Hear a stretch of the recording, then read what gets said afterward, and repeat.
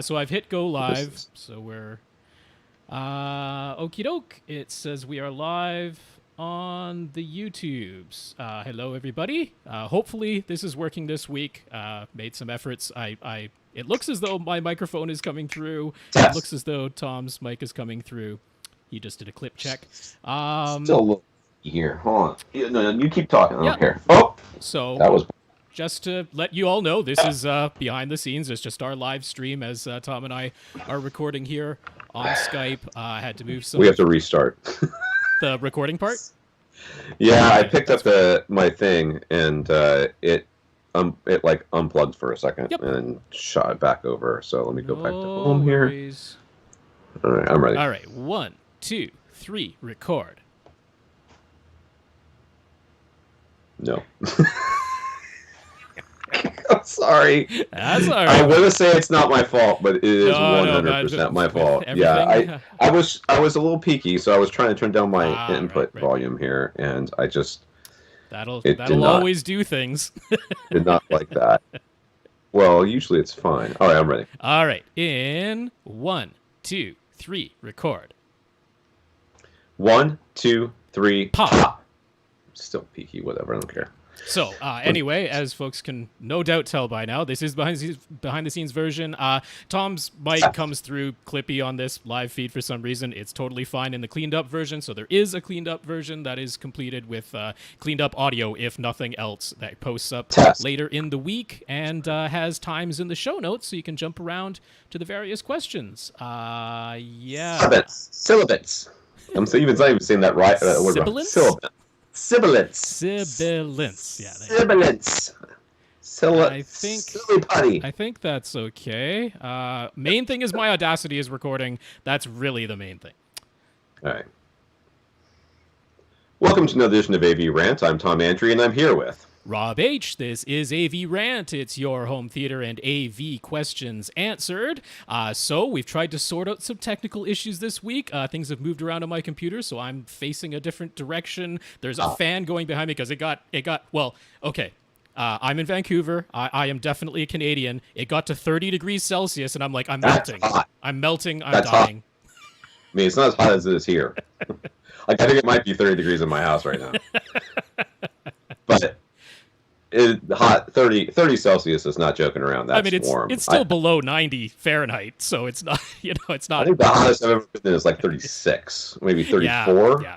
I was in Adelaide during a heat wave, and everybody was like, the streets were empty. I think they all went to like the library, or where the AC is good. It is too much at that point.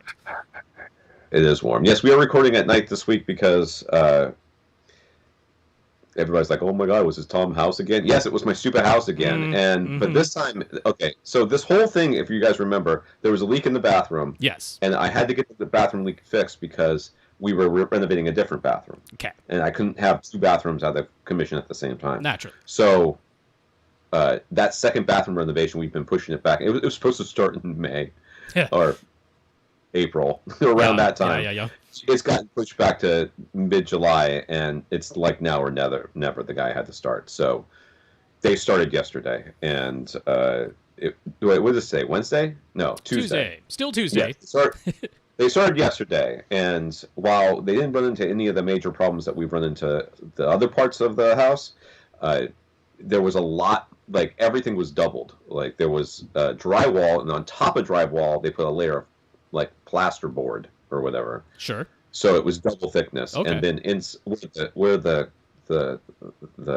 really old tiles were, it was like an inch of like concrete or cement or whatever. Lovely. So my house is covered in dust, and but that bathroom is now gutted. But they thought they were going to be able to do that all on Monday, so I thought Tuesday would be fine. But then they couldn't get through it all, so they were jackhammering and sawzalling until 4 o'clock, 3 o'clock today. Wow. Yeah, it was a bit of a thing, but now it should get quieter back there. But I would assume that next week we will also be recording at night, and the week after that, who knows? We shall play it by ear, by hook or by crook. We're finding a way to keep this thing rolling. what really irritates me is I cannot find the email from the Reaper people. So if you guys don't know, he talks about Audacity.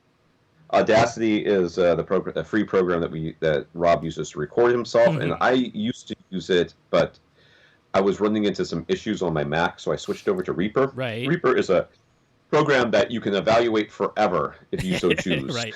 Not have to ever pay for it, and after evaluating it for like a year, I was like, I better pay for this thing, so I paid for it, and I can't find my key, my product key. Right.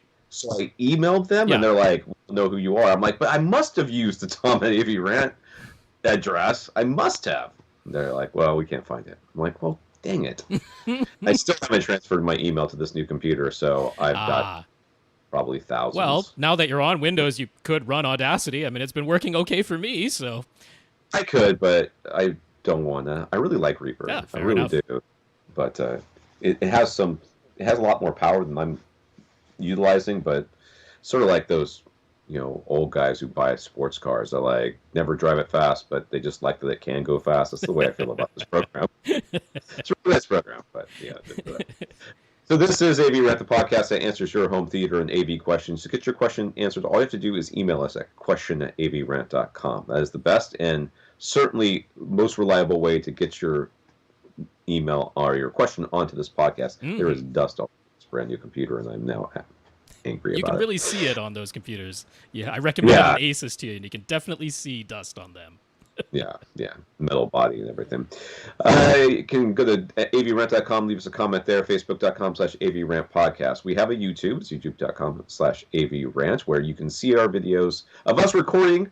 The only reason we're doing this is because we have to, because we're not in the same city. Because if we were in the same city, I don't think we would be recording the video. Well, but since we're to do this anyways, we might as well. We might be right now, because even if we were in the same city, we wouldn't be in the same room at the moment. I don't know. I think you and I could quarantine. You actually have a lot more contact with the public than I do, so maybe I wouldn't quarantine with you, but I think I'd be safe. I could wear my respirator, but it might make talking into the microphone slightly muffled Banish, so... Rob's in the building. Yup. If you want to contact us directly, Rob at avrant.com. His Twitter's at First Reflect. I am Tom at avrant.com. My Twitter's at avrant_Tom. I want to thank our listeners of the week. To become a listener of the week, you just have to support the podcast in some way. One of the ways you can do that is going to avrant.com and click on the Buy Us a Cup of Coffee link on the right side. You'll see a little coffee cup there. Click on that, and it'll send you to a PayPal donation site where you can give us money.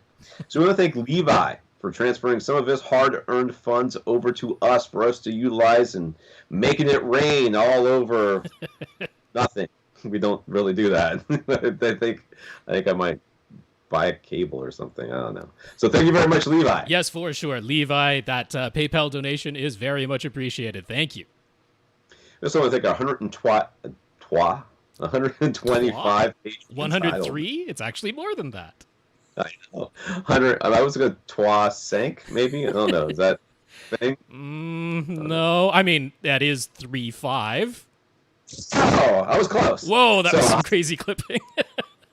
Oh, was it really? Wow. It's only in the live thing. Don't worry, your regular mic always sounds fine in the full recording. Oh, yeah. Clipping over here. There was like one little point that might have clipped, you're coming through, I think, your webcam mic on the Skype call, so...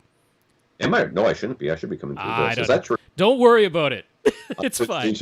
Okay, well, while you're doing that, then I'll say that yes, we have 125 patrons over at patreon.com/AVRant podcast if you'd like to sign up, including James W., who is also a member of our 2-Hour Plus Club. He listens all the way through every week, as well as Brandon and Rob. So if you are a Patreon supporter, by all means, just mention it if you'd like to hear your name on the podcast, because we are more than happy to say your name. So huge thank you to our 125 patrons at patreon.com/AVRant podcast. And Tom is still squinting at his computer, so I will continue on. It's not clipping on my side. No, your recording mic is always totally fine. It is whatever mic is coming through Skype is making the noises. In any case, we also got some notes of gratitude once again from people who are thanking us for keeping the podcast going during our pandemic lockdowns. So James, Brandon, Levi, Tim, and Fred, we appreciate those messages of encouragement, and thank you to everyone for continuing to listen and sending in questions. Thank you, James, Brendan, Levi, Tim, and Fred, and our 125 patrons over at patreon.com, including James W., a 2+ hour member, and Brandon and Rob. And now that the people know that there is such a club, all they have to do is tell us that they do it. We should put something at the end of every once in a while in the video. We'll just add something there. I don't know how to edit stuff into our credits. Video, audio. I'll do it on the audio. Okay. That can be done. On the audio. Do some weird thing, and you just email in that word that Tom puts in at some point. Maybe I'll put a 2-hour silence after the end of the music. Do you really listen to the whole file? 2 hours of content, 2 hours of silence. Nice. I'm sure no one will fast forward. Might miss it. You won't be part of the cool kids club. I guess we could do a Patreon. We could do like a level, right? The level thing. I don't know how other people do it. That's how they. I don't know. In the news, while almost every big movie that was originally scheduled to come out in the summer of 2020 has now been pushed back to sometime in 2021, Warner Brothers and Christopher Nolan have announced that they can no longer wait. Because, we don't care about other people. They don't care we don't care. You guys, just shut up. Put your masks on or don't. We don't care. Go to the movies. Give us money. They've scheduled Tenet to come out in theaters starting August 26th. And if you think it's a palindrome on accident, you've probably lost your mind because this is Christopher Nolan, right? Ah, yes. So, yeah. Yeah, it is not Tenant. It is Tenet. There's no Tenet. Yeah. Whatever. I don't. I'm gonna. I don't say. Even when I know how to say things right, I can't say it right. The number of people who pronounce it as Tenant is astronomical, but that is not the name of the movie. It is Tenet. It's a palindrome, right? It is a palindrome, yes. Forwards and backwards. That's correct. So that was right off the top of the dome piece. I didn't have to think about that. So I was surprised because sometimes I forget how to say the word witch. I'm like, what word am I looking for here? Nothing. Forgot it. So it's they come out in theaters starting August 26th at least in most countries other than the United States where everything's on fire. They do have an updated September 2nd anticipated release date for the United States. That's just so going to happen. But only in specific states that have deemed it safe to reopen movie theaters, and likely not in New York and certainly not in California or in Florida where 18 anesthesiologists just all came down with COVID from going to a party 2 weeks ago. Like, you guys are supposed to be the smart ones. This is the creme de la creme of Florida right here, people. We're smart, so we can't get it. Let's all go to a party together. What could go wrong? Oh, that's doctors. But, doctors never get sick. They never get sick. It doesn't happen. They also never get cancer. Tenet. Its original July 17th release date has already been pushed back 2 weeks at a time, multiple times. So we'll see if this latest move really sticks. But the previous moves always include the U.S. Now it appears they are committed to opening where they can, when they can, and forgetting about a synchronized global launch date. All right, yeah. And Christopher Nolan will be in every theater saying, "Don't tell anybody. Don't post about it online. Don't spoil it." Let me tell you something there, Mr. Nolan. I have seen Memento 5 times, and every time somebody said, "What's that movie about?" I'm like, "Well, it's so there's this guy and he can't remember things, and then and there's a girl, and there's 2 of them are from the Matrix, so that's an important part of this because it's very distracting the entire time. And then, and people say that it's told backwards, but that is inaccurate. It is not told backwards. I can't believe that anything about this movie will be accurate. I have yet to have been able to adequately describe the plot of Memento to anyone ever, and I have very drunkenly just tried my best. I could do it, but I don't want to spoil it because half the fun is trying to figure the darn thing out. Yeah. I actually want to see it again. We've been talking about it here. Do you know if it's streaming on anything? I haven't noticed it in particular, but I'm sure it is somewhere. I actually want to see The Machinist again too, which is another. Is that was that Nolan as well, or is that just No, Nolan? that was just Christian Bale, rather. Christian Bale, right? Okay. All right. So just announced today, CES 2021 will be entirely online only, which is going to make it real hard for all those dudes who try to get you to look at the VR porn thing. Those guys, not having the best day. The decision was finally made to allow companies time to prepare and to avoid making potential plans for in-person displays that might have to be canceled depending on how the pandemic plays out in Las Vegas by January. Back in early June, the CTA said they expected CES 2021 to go forward with just extra precautions in place. Dude, there's no way you're going to put the CES social distancing. It couldn't. The thing would have to be a month long, right? And you would have to. It's impossible. Everything's scheduled, and yeah. It is. I'll tell you one thing that CES is really good at: making you realize, as a male, how awful it is to be a female in a theme park. Because the line for the bathroom is insane, and the line to the girls' room is just like, whew, and you can almost smell the flowers coming out of there. And the boys' bathroom smells like a mummy went in there and just said, yeah, this is my new home. I'm good.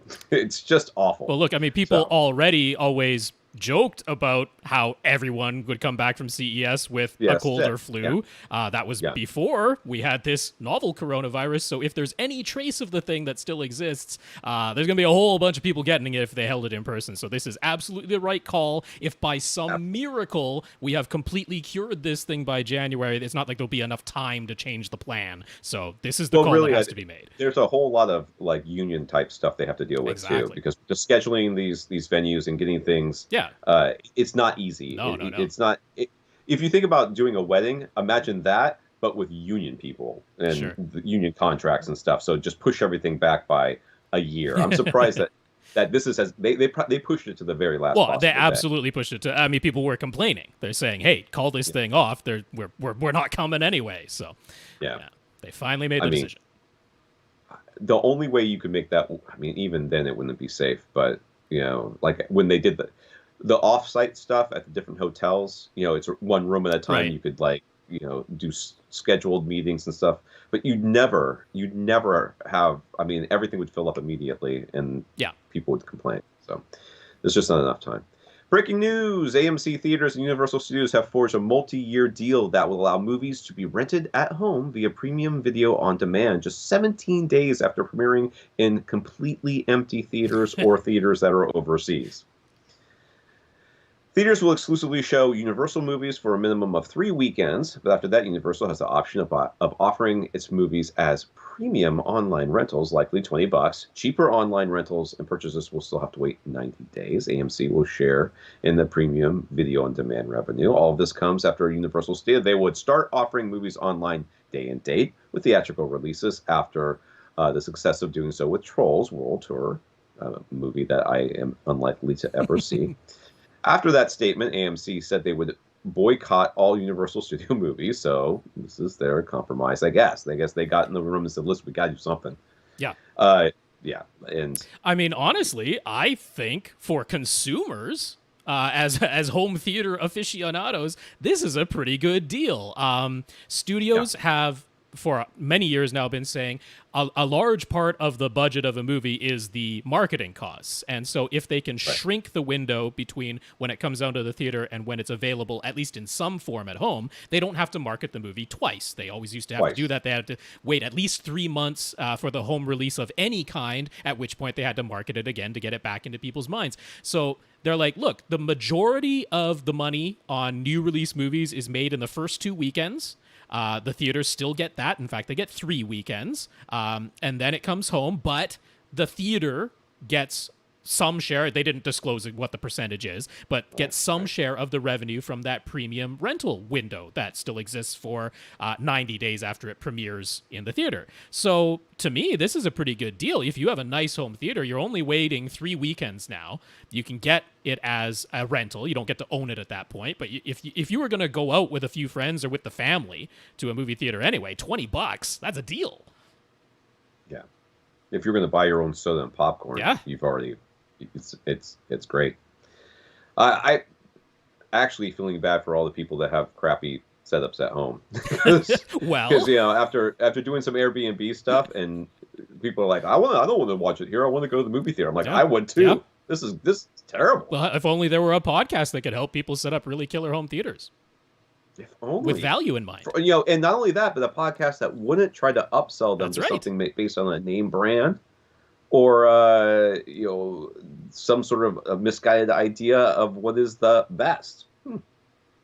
We should create something like this, Rob. That's $1 million idea, right? And if there. you know of one, you should let other people know about it, you should tell them dear about listener. it.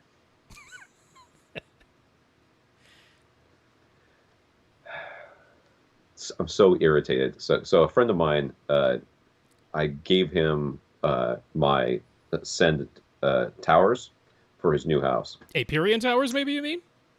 Yeah, Aperion. What did I say? You said Ascend, which is what I have. Whatever. But you had Aperion. Aperion towers. I gave it to him, Nice. and he hooked them up, and he's like, I'm getting this weird scratch. Oh, it's the speaker wire.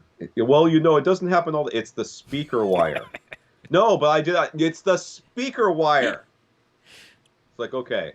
So what about once a week we'll go over to their house, and they have this. We call it a backyard, except it's in the front yard. It's the side of their house. They're a corner lot, so the side of their house is fenced in, but it's like a clear fence. It's just like metal half height fence, and they have a big porch out there. So we come and we bring our own chairs, we bring our own cooler, and we sit like 10 feet away from them, and outside get eaten alive by bugs and sweating like crazy. It's miserable. But so I'm sitting there, I'm looking at his speakers. I can see where he's pulled it out. He's pulled one out because I can see inside of his through the sliding glass door into his living room. I can see where he's pulled it out. I'm like, did you rewire those speakers yet? Yeah. I'm like, okay, well, whenever you get around to it, just let me know how it works out. Okay. A week later, I'm like, the speaker's in the same spot. He goes, yep. So have you rewired them yet? No. This has been going on for since the beginning, almost the beginning of this thing. And so this last week, I threw a mask on, and I said, listen, get out of my way. I'm going in your house. I'm going to fix this damn thing. I can't look at that speaker anymore. He's like, it was working before, and it was just a little scratchy, so I don't know what was wrong. He had them wired to the surround back, left, and right channels. All right. For whatever reason, he did. Sure. He says he was getting the sound out of them. I'm like, but how? So I fixed it, but boy, I'm like, it's such an easy fix. It's just redo the wires and you'll be fine. But no, I'll just watch it on the TV. I just listen to TV speakers. I'm like, you're not my friend. I don't even like you. Why am I here? Some comments here from some of our dear listeners. Adam wrote in to ask about connecting both a flat panel and the Epson 5040 UB to his dead-end 3600H in the setup where his projection screen rolls down in front of his flat panels, so he never uses them at the same time. He did so just as we were going over Brandon's reminder last week that you can use a Harmony remote to easily select whether the receiver is outputting video via HDMI output 1, 2, or both.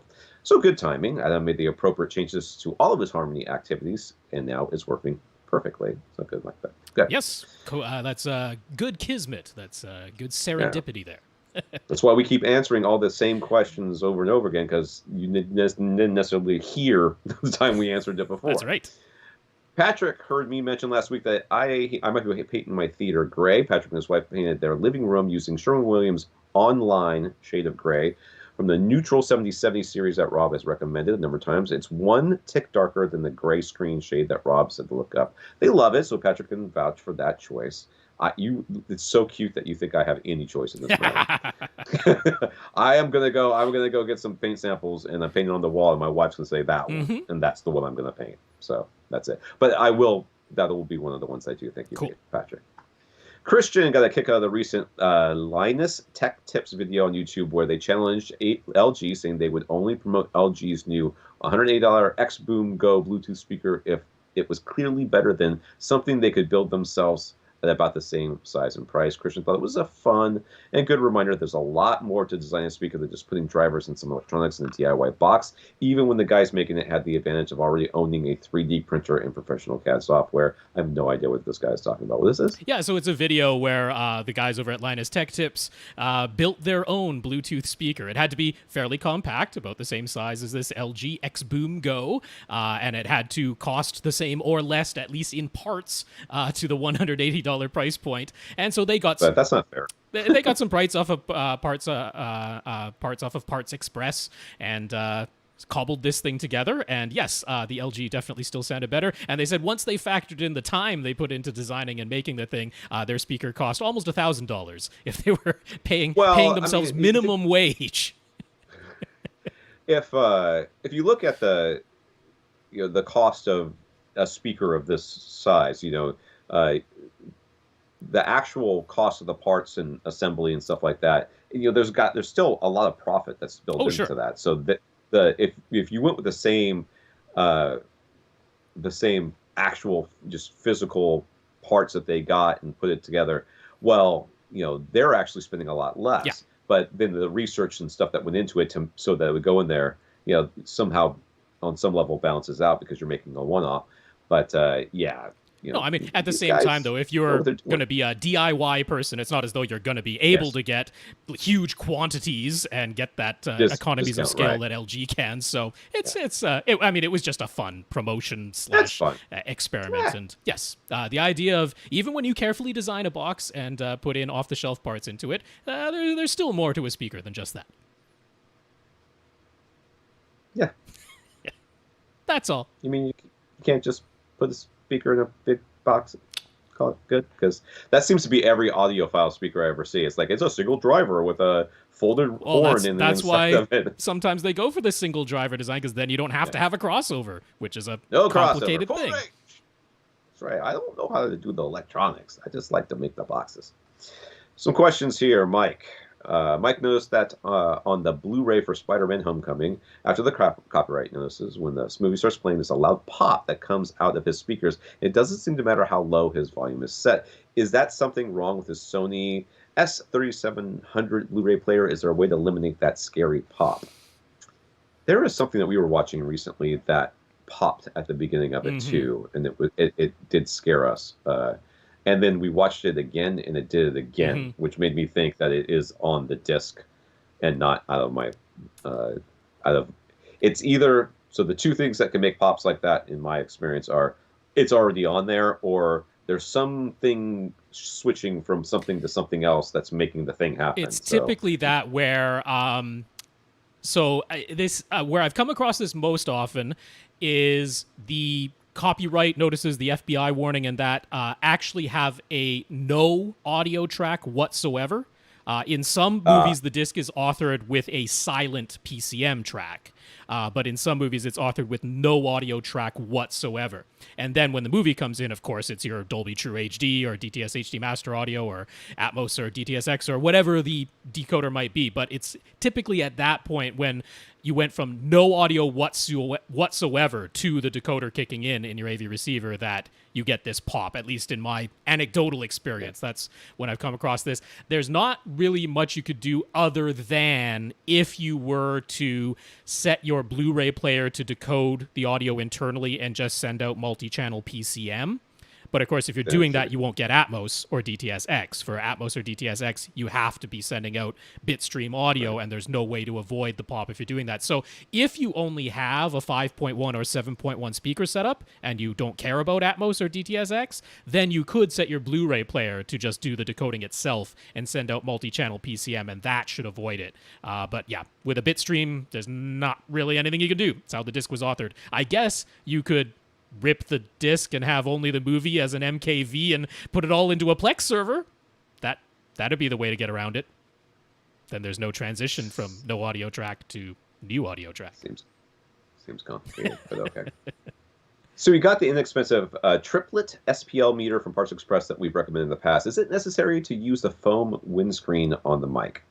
So without ever having used this thing ever and not knowing, the thing I would look for in the manual or someplace else is whether or not well, first of all, is it easily removable? It Because is. if it's not, then you shouldn't try to rip the thing off. But if it's calibrated using that thing on there, I mean, it shouldn't change the readings that much. But normally the windscreen is to just do exactly what it says. It's just to block out that exterior noise from the wind whistling past it, and just get the sound that you want. It's for outside use. That's right.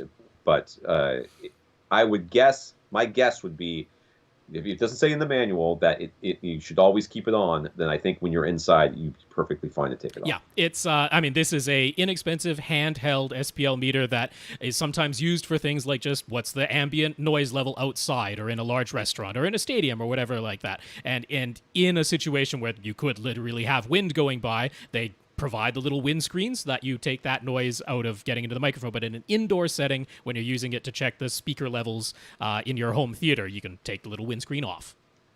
Yeah. What does the button on the right side of the SPL meter do? It says max min. Yes, it does. And so what that'll do... switches between the maximum cool setting and then the minimum cool setting. So the maximum cool setting is like David Boreanaz in Buffy, and the minimum cool setting is Xander in Buffy. Also, it's all a Buffy thing. Don't worry. I've been watching Buffy with my 14-year-old son. It might come up again. Who knows? Yeah. So all it is let's say you're taking ambient noise readings in whatever setting, and you want to be able to hold on to the maximum peak SPL and the minimum SPL, so that because if you're looking at the display in real time, the number's going up and down. So you're not going to run into this problem so much when you're using it to calibrate your speaker levels. You don't need to use the max min button there. You kind of want to see the real-time number if you're doing that, so that as you change the trim level, you can see whether the decibel amount is going up or down. But yeah, this is for taking an ambient reading and just being able to, instead of seeing the numbers bouncing up and down as the ambient noise level changes, you can quickly see the maximum and minimum levels. So that's what that button is for. He should measure 75 dB C-weighted with SPL meter positioned in the same spot as the Odyssey position 1, right? About a foot behind his couch? What? That is a foot behind the couch? That is what he wrote in his email, so that's what I put in there. So the being the same as Odyssey position number 1, that is true. That is the location at which you should get a 75 dB reading from all of your speakers with the SPL meter set to C-weighted. But I'm not sure. I don't know if that was a typo or just mistyped or something like that. But I mean, essentially, like what Odyssey says, this is. So they say the primary seat. We say it's not necessarily your primary seat because sometimes people's primary seat is off to the side. Odyssey microphone position number 1 should be equidistant from your front, left, and right speakers. Exactly where a phantom center should exist, and roughly where your head would be if you were sitting down in that position. Not everybody sits bang center in between their front, left, and right speakers, but that is where Odyssey mic position number 1 should be, and that is where the SPL meter should be taking its readings as well. So yeah, not a foot behind the couch. Right. What we've talked about, the foot thing comes in is we want 1 foot of free space all around the microphone. So you wouldn't want the microphone pushed right back against your headrest, because if we're saying, hey, it should go where your head would go, my head goes against the headrest, so I guess that's where the mic goes. No, you want a 1 foot bubble, a 1 foot radius bubble all around the microphone. So it might be a foot in front of the headrest. Well, the only other thing I can think, other than the typo and just misunderstanding, is he might be going for the center of the room. Sure. And the center of the room might be a foot behind his couch. Sure. In which case, so no, you want it to be in your primary seat at 12 inches, like wherever you sit, 12 inches in front of your actual headrest. Yeah. Where your ears are. He has an Epson 2150 projector, and he found some picture settings over at reviews.com. Should you just plug in those settings and call it a day? I don't know. Did he actually link the actual settings? I mean, well, I looked them up. So So I'll say no. I will point you to a website called projectorreviews.com. So don't get it confused, because there is a reviews.com, but there is projectorreviews.com, where in their review for the 2150, they have their calibration settings. Provide a link for that over at avrant.com and in the show notes for this episode. But yeah, if you look up the review of the Epson 2150 at projectorreviews.com, follow their calibration guides, and that'll get you really close to where you need to be. So there's one setting in the advanced menu that you couldn't find an explanation for, the HDMI video range. Should that be set to normal or extended? Boy, I think I just would switch between the two and see if it made a difference, because my guess would be it's either going to blow out the colors or it's going to do nothing. Well, would be my guess. This is what is typically labeled as your black level setting. Which is... I was way off. Yeah, so if you were sending, say, a computer signal that was coming out as RGB, then in that instance only, you would want to set it to extended, because if it's an RGB signal coming from a computer, it's using the full 0 to 255 range between black at 0 and white at 255. But for all video signals, it is the limited video range, which is between 16 and 235. For that, you would want this set to normal. So what they call the HDMI video range is your video black or RGB black, what's typically labeled as black level in most other displays. You're probably almost certainly going to want to set it to normal. Yeah, you like normal. Infinite Gary. So, the new 2020 Andry and Rob receiver models let you store two completely different Odyssey calibrations, correct? Yes. Would that include being able to have one setup where he's using the receiver's built-in amplifiers and the second setup where he's using an external amplifier? Would that allow him to do an A-B comparison to find out if he can hear a difference between internal versus external amps, with Odyssey taking care of the level matching for him? No. I can't believe that that's the case. I would think that it's just the actual calibration part of it, not the amp settings and everything else. But Rob's going to tell Well, I mean, what you would do is set up the configuration using just the internal amplifiers, run Odyssey that way, and that will set things so that with the master volume at 0 dB, you should be at full reference volume. It will set the trim levels appropriately. Then you would physically unplug the speakers from the receiver's binding posts and physically plug them into your external amplifiers binding posts, and set that. Well, let's see. You have the option of setting the new Denon and Marantz receivers to preamp only mode, where they have actually turned off their internal amplifiers entirely, and run Odyssey that way, and that can be stored as your second preset, your second Odyssey calibration, and you can switch between the two. Now, you can't do an instantaneous A/B, because every time you switch, you have to physically move the speaker wires from the binding post. But, I mean, it certainly saves you time versus if you had to do an entire Odyssey calibration in between the comparison. But yeah. Yeah, but that's not what he wants. He wants to be able to A/B it. Yeah, you can't instantly switch because you'd have to move the speaker wires. It remembers these internally, right? You don't have to reload them in. That's the whole idea, that you have. It switches pretty. Yeah. It switches pretty instantaneously between the two. That's nice, but yeah, there is unlikely to ever be a feature in the receiver that's so specific to what this Gary is asking for. It's just not something that people do that often. Now, the other thing is, and I just don't see it happening. Even if you had, let's say, two identical sets of speakers, and you're thinking, I can just go from one set of these identical speakers is connected to the receiver's binding posts, and then I use the second configuration in preamp only mode, so that my second set of identical speakers is only connected to my external amp. Well, in the first scenario, where you're using the receiver's built-in amps, both sets of speakers will be playing because the pre-outs are always hot. So there's no. Well, I mean, I guess you could do it that way if you manually turn off the external amplifier. Yeah, Yeah, that's how you would have to do it. You'd have to have a harmony setup, the harmony control that would turn off that amp when you're on A, and then turn on the amp when you were on B, and then change all the rest of the. But to do a near instantaneous A/B comparison, you'd have to have two identical sets of speakers. Yeah, because if you got Right. one set of speakers and you're switching between internal amps and external amps, you have to physically move the speaker wires between the binding posts. But yeah, I mean, it certainly does save you time compared to the old setup where you could only store one Odyssey configuration.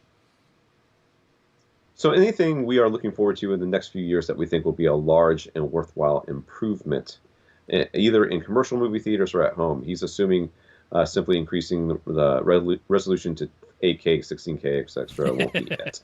Yeah, I'm not excited about No, I'm not excited about just more pixels, no. I it's very hard, I think, at this point for us to make any sort of predictions for the future when we don't know when we're going to be able to go outside and visit with other people safely. This is a chance, I think, for movie theaters to really reinvent themselves. And this is the time when, all those predictions I made or those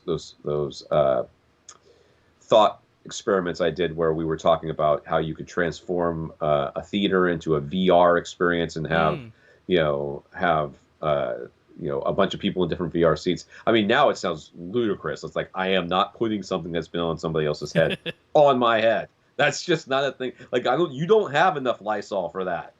It needs to come out of the box, and I need to take it out of that box. That sort of thing.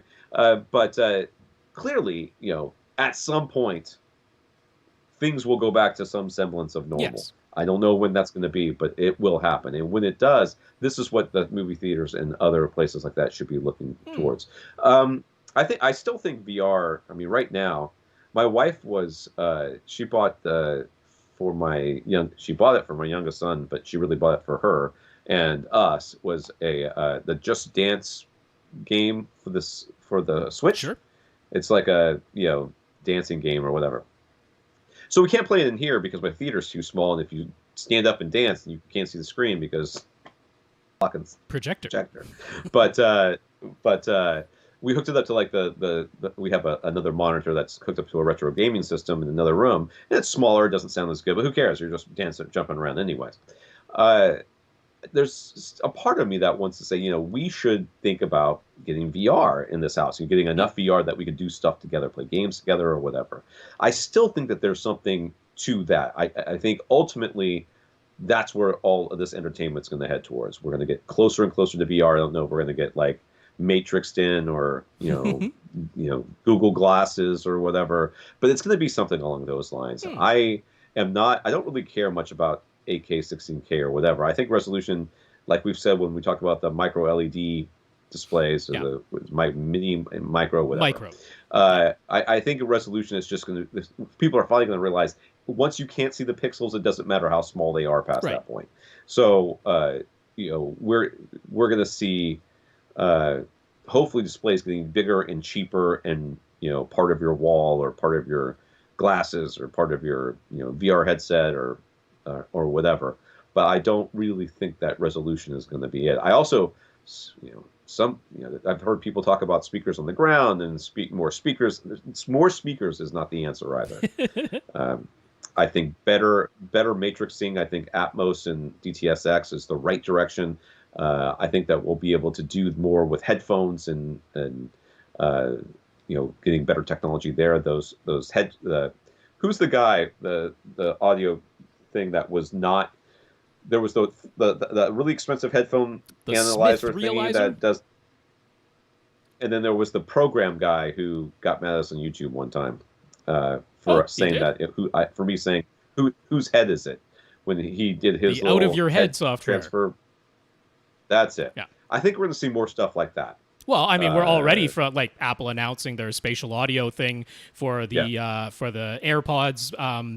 That it's not just that they're mimicking head-related transfer function; it's that they're also doing head tracking, so that you have objects of audio that seem to stay, locked stationary in position in real world space. So as you turn your head, they don't follow and stay inside your head. It sounds as though they're staying there. So I mean that is definitely coming. I mean it's already on the verge of being released widely in a system like that. As far as something that I think we'll see in the relatively near future, it is micro LED displays. We know those are coming, although everybody is facing challenges and delays. Samsung was hoping to have an actual product that they could offer to the luxury market, the luxury home market this year. That's been delayed. LG's efforts, LG released one micro LED display in a commercial movie theater, but that haven't really had a lot more movement since that. So it's coming, but I think we're a number of years away from that yet.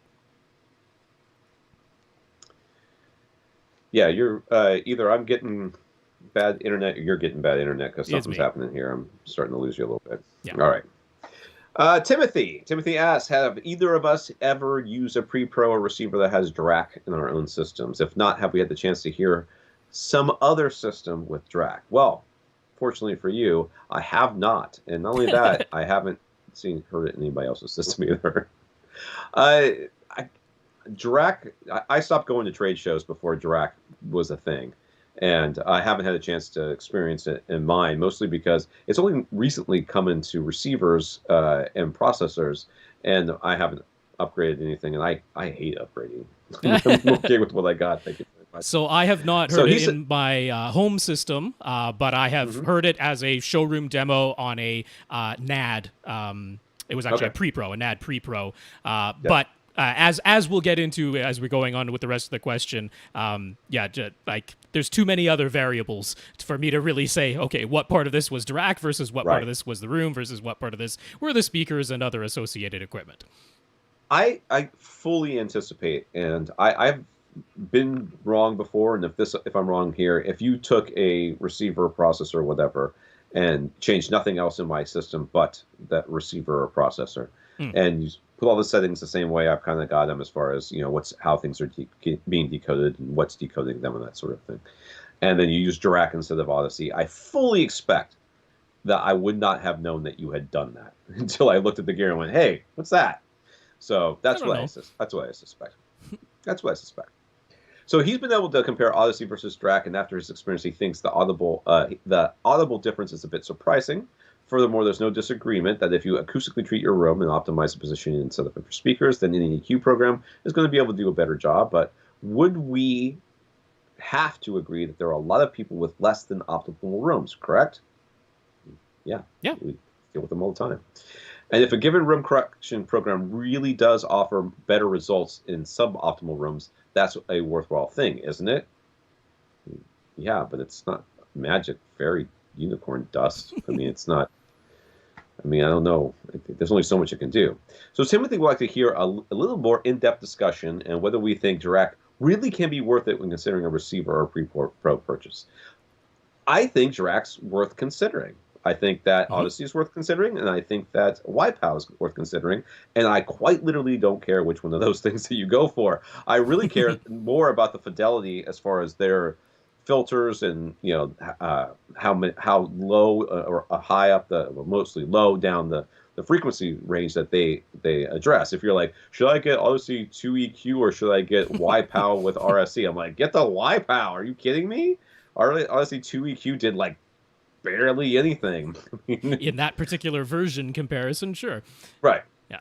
And that's a version comparison there. So yeah.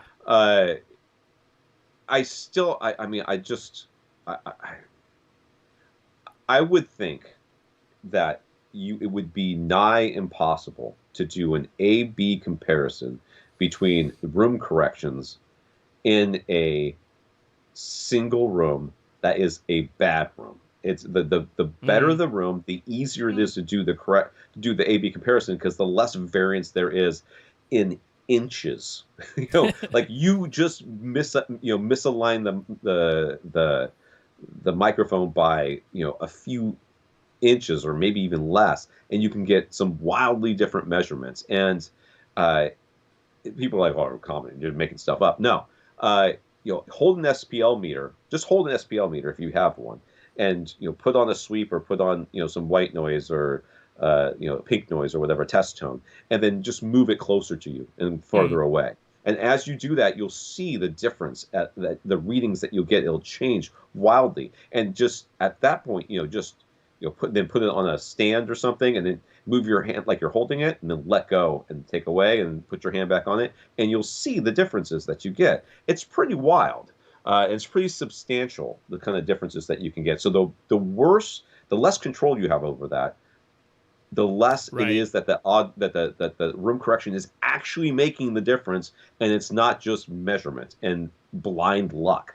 So you're like, we have a terrible room. We tried all three systems, and Dirac won. Well, somebody's got to win the rock paper scissors contest. Someone's got to do it, and the Dirac won this time. But I bet if you did it again, it's equally as likely that one of the other ones would have won. So that's my in-depth. That's my more in-depth discussion. I've got two sides of this. I'll start on the one side. There is the issue of reductionism, which happens all the time in reviews and forums and just talking about any subject, but it certainly happens in home theater, where people will at worst, sometimes people will change multiple things and then attribute everything that they heard as a difference to only one thing that they changed. That's the worst possible scenario. But in a scenario where, say, the only thing you're changing is, let's not even say the AV receiver. Let's say you've got external amplification, so that stays the same. The only thing you're changing is a processor, and one processor has Odyssey Multi-Q XT32, and the other processor has Dirac. And you say, I compared them and I heard a difference, and I preferred the one that had Dirac, so I conclude that Dirac is superior. I could hear the difference, and I preferred that one. That's a reductionist conclusion. Yeah. Because it's saying that, here is the most obvious visible difference on the spec sheet between these two things, so that's what I'm going to attribute the difference to. But was that really responsible for everything that you heard as far as the difference goes? Was this a completely blind test where you didn't know which one was which? Because that can make a huge difference on your perception, even if you think that you're not biased in one direction or the other. Our perception of these things is hugely influenced if we know what we're hearing. But all of that aside, there's the other side of the argument, which is if you are someone who gets into Dirac, there's no way to set up Dirac without connecting the microphone to a computer and running through more involved software. There's no way to do it without, but that still doesn't necessitate you changing the default target curve. You can just run it as is. In the case of Odyssey, if you wanted to make any manual changes to what Odyssey is going to do, you would at the very least have to purchase the separate app and run the Odyssey program through the Odyssey editor app. So if you're saying, well, let's compare default to default, now that's an instance where, first of all, Odyssey and Dirac have different default target curves. So if you happen to prefer the target curve of one over the other, you're going to prefer that default setting. And then you go into, well, let's say you're both slightly power users, so you're going to make some manual changes. You can make Odyssey and Dirac have the same target curve, at which point a lot does depend on your room. So if you have a well-treated room where both EQ programs can do a very good job and you've manually adjusted both target curves to be the same, they end up sounding really, really, really similar because both programs are only making changes before sound comes out of the speaker. Neither program can do anything after the sound waves leave the speaker cones. They can only change the electrical signal that's being sent to the speaker. So yeah, there's the one side that's saying, okay, let's just run it at default and I prefer one to the other. I got no beef with that. I don't expect everybody to come listen to this podcast and get really involved, and I don't even expect them to purchase the separate Odyssey editor app. Let's just run this thing at default, and if you prefer the default target curve of Dirac, I'm cool with that. I've got no problem with that. I happen to prefer having something along the lines of dynamic EQ because I think it's important that as I change my master volume knob, I have curves of equal loudness applied. Now, something like the Monoprice HTP1, they did their own curves of equal loudness. It's outside of Dirac, but they have that feature. So I would love to have that system. So yeah, it's a bit tricky. I can't agree, though, with the reductionist methodology of saying this is what I attribute the difference to, because I know that these are the two different things. Now, there's multiple variables going on here, and saying this one is bad, that's like saying I drove a Ford and I drove a Toyota, and I preferred this Ford on this particular road, so Fords are just better. It's like, no, that's tremendously reductionist, and it's somewhat similar here. Right. And if you just spend a couple of seconds thinking about it, if what your goal is to get the most accurate sound possible, there is actually an endpoint there. And if both things are trying to go towards that one endpoint, and both of them are very good at getting there, then how big of the differences would you expect? Now, if you're thinking that within a bad room, one could do it significantly better than the other, I posit, how? How could it possibly be so that before the sound leaves the speaker, such can be done to it that will affect how it bounces off the walls? That's something that Yamaha tries to do with their multiple tweeters in their sound projectors in order to kind of steer sound around the room. But with just any old speakers, because that's what receivers and processors are hooked up to, that literally could be any speaker. How could they possibly do something with Dirac or with Odyssey or with something else that would have that much of effect on what's going on in the room? I mean, it's not, like I said, it's not magic. It's the room. The room that makes such a big difference that we always say it's the cherry on the top of the sundae. It's not the ice cream. The ice cream is, there's so much more going on down there. The cherry is just, doing it's just there for looking good and making things taste just a little bit better. No, I mean, the Dirac system, it is more sophisticated. They use separate gated responses with individual target curves for each of those gated responses. But at the very end of it all of the correction curves are summed into one, because that's what we do with waves, and that ultimate correction curve is a single correction curve that is applied to the signal that is being sent to the speaker. So would I expect objectively to, like if I'm taking the line level signal, let's forget about measuring what actually comes out of the speaker. If I take the line level signal, would I anticipate seeing slight variations between the correction that's been applied by Odyssey versus the correction that's been applied by Dirac, regardless of what I manually set the ultimate target curve to? I think I would, because it is doing these gated responses that Odyssey is not doing individual gated responses. It's looking at the total, the impulse plus the reflections as a summed wave and applying one target curve to that. Dirac is doing them individually, but resulting in one summed target curve. So yes, I do believe there would be objective differences in the line level signal. But again, once that comes out of the speaker, now it's up to your room. Like I said, I think you could switch the whole thing out in here, and I wouldn't be able to tell the difference. If you did everything that Rob said, going for the same target curves and everything, I would be unlikely to notice. I think you actually would notice the difference between the default target curves, because if nothing else, Dirac targets a rise in the bass, and Odyssey doesn't. And I think you'll hear that. Probably would hear that. Raul lives in Mexico, and he was saving up last year for SVS PB1000. He runs a small business, and thankfully it's surviving. The pandemic has been rough. I'm sorry, sir. Best of luck to you. Yes. But really hard times for a lot of people, and all of those who have jobs should be thankful. And I know that I am thankful that my wife is still working, because I am not. I have been unemployable for pretty much since March.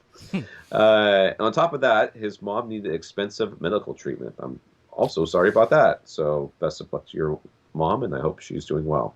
He's happy to report. I should just keep reading. He's happy to report she has fully recovered. So he couldn't care less about the money, but all of this has put his home theater plans on the back burner, which is perfectly reasonable. More than understandable. My goodness. Yes, that's what I would do too. It's still a hobby he enjoys, though, and it's a nice distraction. So he'd still like to do something. It just needs to be less expensive. He was looking for a PB1000, which I don't know what that is in Mexico. Right. I don't know how much they sell for down there. So, okay. He was thinking that making some DIY acoustic panels might be the way to go, but for some reason where he lives, finding rock wool isn't easy, and it's overly expensive. So we'd like to know if there are other cheaper, readily available materials that will still perform as well as DIY absorption panels. Any suggestions?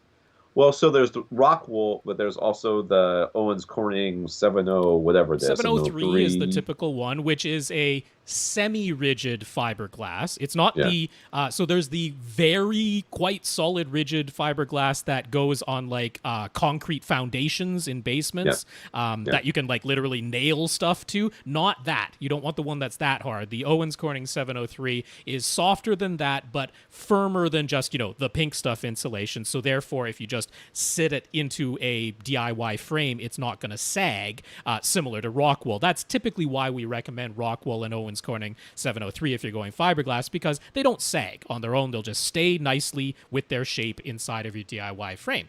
But that said, you don't... Usually, I mean, it depends on where you live, but Rockwool and Owens Corning, you know, vary wildly in prices. In the States, they're kind of equivalent. Yeah. There's not a huge difference between them. But when I was in Australia, Owens Corning was like insanely expensive. But there was Rockwool like at their Bunnings, I think is what it's called, their version of Home Depot. So, you know, it maybe Owens Corning is something that's more readily available to you.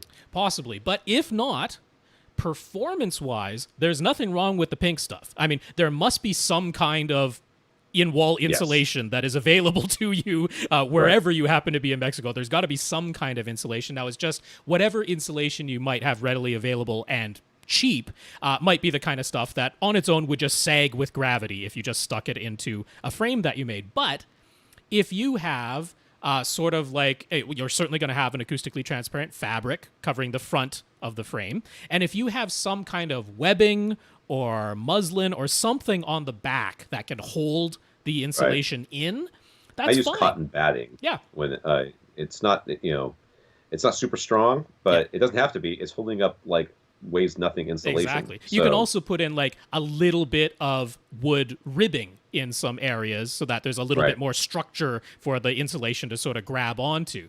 And I mean, if you're doing it DIY, you know, whatever you're with your frame. Yeah, you want, obviously you want to get the paperless stuff. You don't want there to be the paper stuff on the back of it. And this is going to be a lot harder to work with.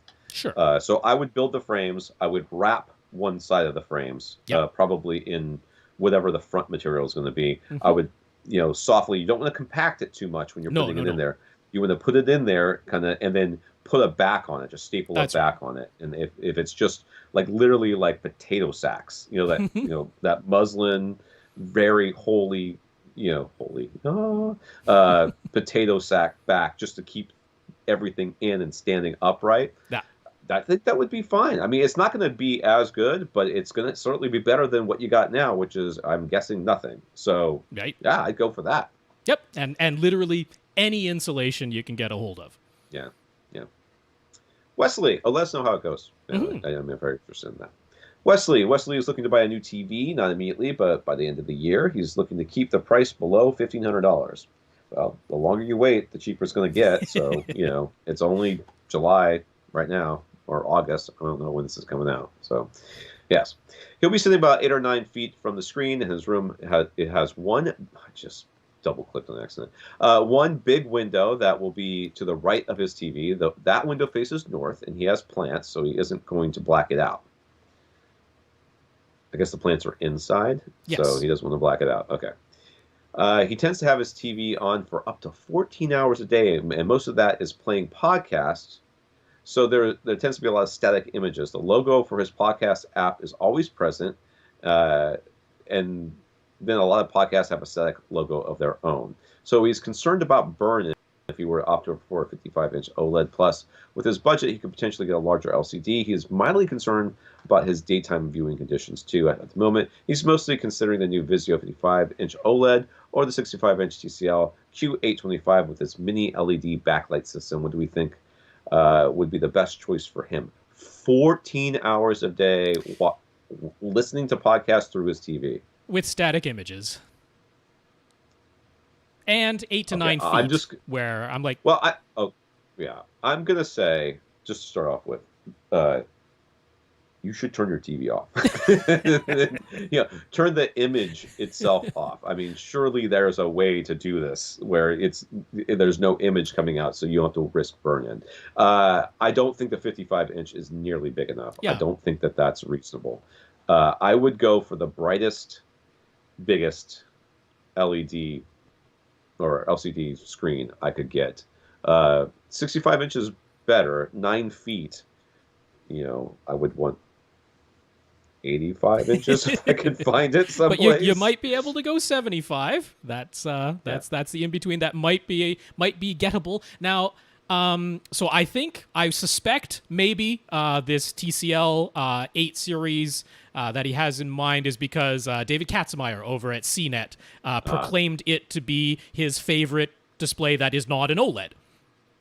In terms of overall value. He's like, for the value that you get. But David Katzenmeier tends to, so like over at Ratings, they tend to value peak brightness more than anything else for some reason. That's like, if you get crazy, crazy bright, we almost don't care about anything else. And David Katzenmeier cares about contrast. He's like, if you got the best contrast, you're probably my favorite, as long as everything else isn't like egregiously bad. I have a few quibbles with the TCL 8 series for my own personal taste, because it doesn't track gamma accurately. There's some like too much darkening at the bottom, a little bit too much brightening at the top. I am going to recommend to you Vizio. I mean, you're already considering the Vizio OLED. We're saying OLED, probably not the best choice. You would be limited to the 55-inch size. We want you to get a larger size than that at your viewing distance. The new either P Series or P Series Quantum X. Now, you could get the 65-inch P Series Quantum X that just came out. It has an H at the end of its model number if you want to make sure it's the 2021 version, because Vizio has proclaimed that these are their 2021 models since they'll carry into next year. But the Vizio P Series Quantum X 65-inch, it gets every bit as bright as this TCL. It doesn't have mini LEDs, but it has like 384 local dimming zones in the P-Series Quantum X. And it's a really good-looking TV. On top of that, it has all of the HDMI 2.1 features with full 48 gigabits per second bandwidth and all the variable refresh rate and 4K at 120. So if you're a gamer at all, the Vizio has an advantage there.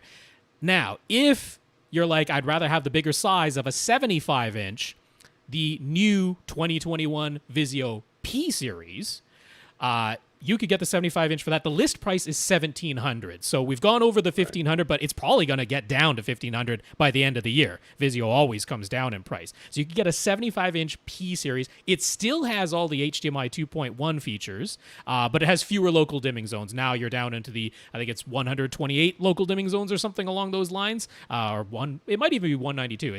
It's half or whatever, but and doesn't get quite as bright. 1,200 nits instead of 3,000 nits with the P-Series Quantum X. But I say go with a Vizio, LCD, P-Series, or P Quantum X. I would keep my eyes open for deals. Sure, there's that too. I would constantly, as I was walking out of wherever, I would look for what was on clearance. Best Buy, Sam's, Walmart, whatever the places, Costco, the place. Don't go to Costco. Apparently, that's where all the crazy people go. I don't know what's going on with that around here. There's a lot of Costco stories happening. But I like the idea of being able to get a completely up-to-date, full HDMI 2.1, everything feature-rich, and within the price point you're looking for, at the size you're looking for. Checks all the boxes. Keep your eyes open. James has started a recommendation to label 4 overhead speakers as front heights and rear heights, even if they are physically positioned where Dolby would say to label them as top fronts and top rears. He knows we explained that's because of the way that DTS X handles overhead speakers. He just wasn't 100% clear on why that was the case, and he'd appreciate if we could go over the explanation one more time and how we landed on that recommendation. I don't really think that it was our recommendation. Didn't we read that someplace and then brought it in? But just to be clear, before we really I mean Rob, because I'm almost out of water and I need some. I'm gonna go get some. This will be enough for you to run out and get some. Yeah, I know. That's why I figured I'd go ahead and do it. And now that my bathroom's back, yay! There's overlap in almost all of these speaker positionings, especially the overhead stuff. There's overlap. There's actually I don't know if there's really as much as there used to be, but there's now even some overlap in the side surrounds versus the where they used to say side surrounds would go and where they used to say the surround backs would go. There was places where they could almost be within inches of each other if you really kept straight to it. So with front heights and top fronts, there's enough of overlap that you can kind of cheat it one way or the other. And the fact that the way that DTS handles their overheads means that you can have the best of both worlds. And Rob's going to tell you why while I get some more. Yeah, so the source of this, there's really two main sources because they combine to give the explanation of why the combination of front heights and rear heights works really nicely for both Dolby Atmos and DTS:X, and actually for Oro 3D as well, if you want to throw that in there. So the first one is Monoprice's manual for their HTP1 processor. They did the most concise and clear job of explaining how DTS:X steers the overhead sounds depending on the configuration and labels that you've given to your overhead speakers. So as they explain it, if you were to label 4 overhead speakers as top fronts and top rears, what DTS:X will do is send the sounds that would go into, say, your top rear speakers into both your top rear and surround back speakers, because it basically DTS:X wants you to have front heights and rear heights. If you have your speakers labeled as front heights and rear heights, and there are overhead sounds in DTS:X, it will put them discreetly into those speakers. It won't send some of the sound also into the surround backs or also into your front left and right speakers. So it's because we appreciate that discrete sound and not having the sound mixed into both the overhead speaker and the surround back or the front, if you're talking about the front heights, that we prefer to have them labeled as front height and rear height for DTS:X. Now you might say, well, what happens when I go over to Atmos? This is where the second write-up, which is over at High Def Digest by Josh Zyber, who's got this ridiculous and continually ongoing series of going beyond 7.1.4, using multiple receivers, multiple processors to do all kinds of crazy matrixing and stuff.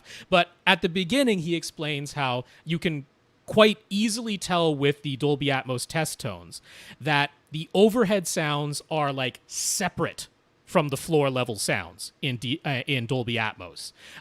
Even if you only have 2 overhead speakers, no matter what they are, if you only have 2, then all of the overhead sounds will come out of those 2 overhead speakers and only those 2 overhead speakers. It doesn't get mixed and panned into any of the floor level speakers. It's completely separate. So that means if you label your 4 overhead speakers as front heights and rear heights, when it comes to Dolby Atmos, those sounds will be discretely in your front height and rear height speakers. And then for Oro 3D, it's the only configuration that is compatible with that format and the other 2. So by default, of course, that's what you're going to choose because it actually works.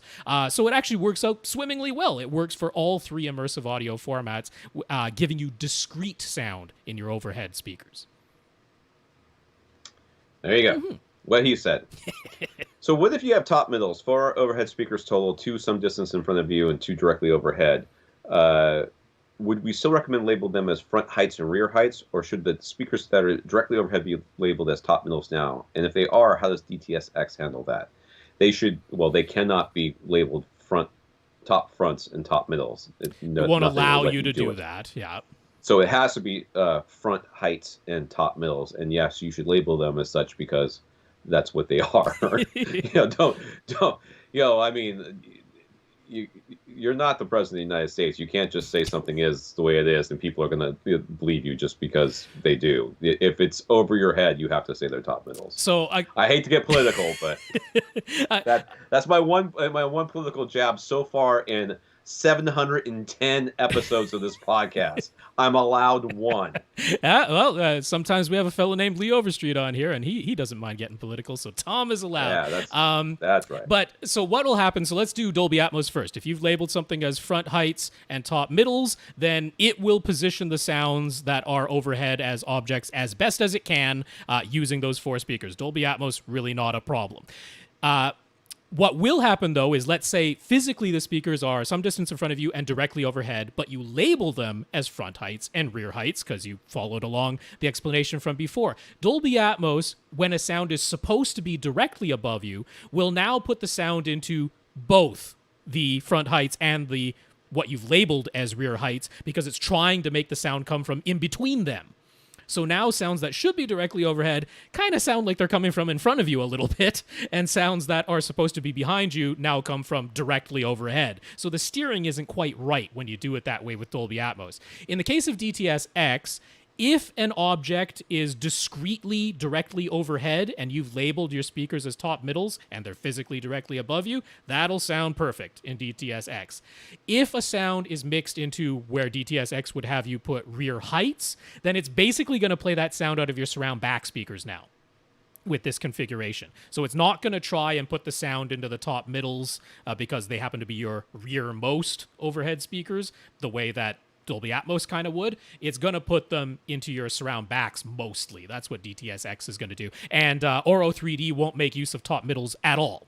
So, if you're mostly worried about Atmos and DTS-X, I would go ahead and label them what is appropriate for where they're physically placed, because you want sounds that are meant to come from directly overhead to come from directly overhead. So labeling them as top middles will do that for you. Really, and I know that there is a technical discussion and reason why we recommend doing one thing versus the other, but I think if you labeled your speakers as top fronts and top rears instead of front heights and rear heights, I think that your objective experience or your subjective experience is not going to be something that is going to be like, you're like, this, everything is wrong with the world. How am I, why is everything so terrible in here? That's not what you're going to experience. Realistically, how much DTS-X content is there actually? Because it's really only on Ultra HD Blu-rays. It's not on any streaming service. And most discs now are just going ahead with Dolby Atmos because Dolby's kind of winning this whole thing. I'm walking away with it again. I hate to say again, but they kind of are. Chris is renting, so he cannot drill into walls or the ceiling in order to mount home theater equipment. You can if you learn how to. Well, maybe you can't.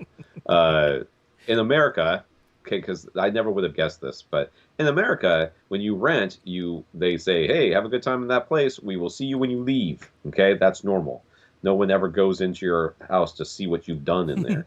But in Australia, it was like all the time, like monthly or, every couple of months or something like that. You would get an inspection and somebody would come in. And if they didn't like the way you were treating the place, they could kick you out. And so I don't know where Chris is renting from, so maybe he can't do this. But if you take, practice patching drywall, you're you could do whatever the heck you want as long as you can patch it good enough.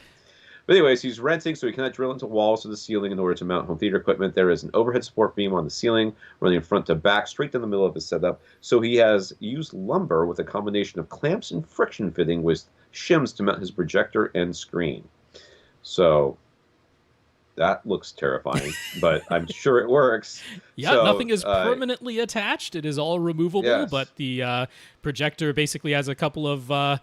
I don't know if they're 2x4s. I will say, I'm not sure I trust those gun type clamps. Where you I've got them. Yep. I own them, and they are good, and they've never failed me. But I've never hung a $2,000 projector for my ceiling. I think what I would maybe do is, in addition to the clamp, leave the clamp, but I would also maybe zip tie around the entire thing, so that if the clamp itself, I don't even. What you can zip tie to? That's going to keep a large zip tie that goes around the clamping.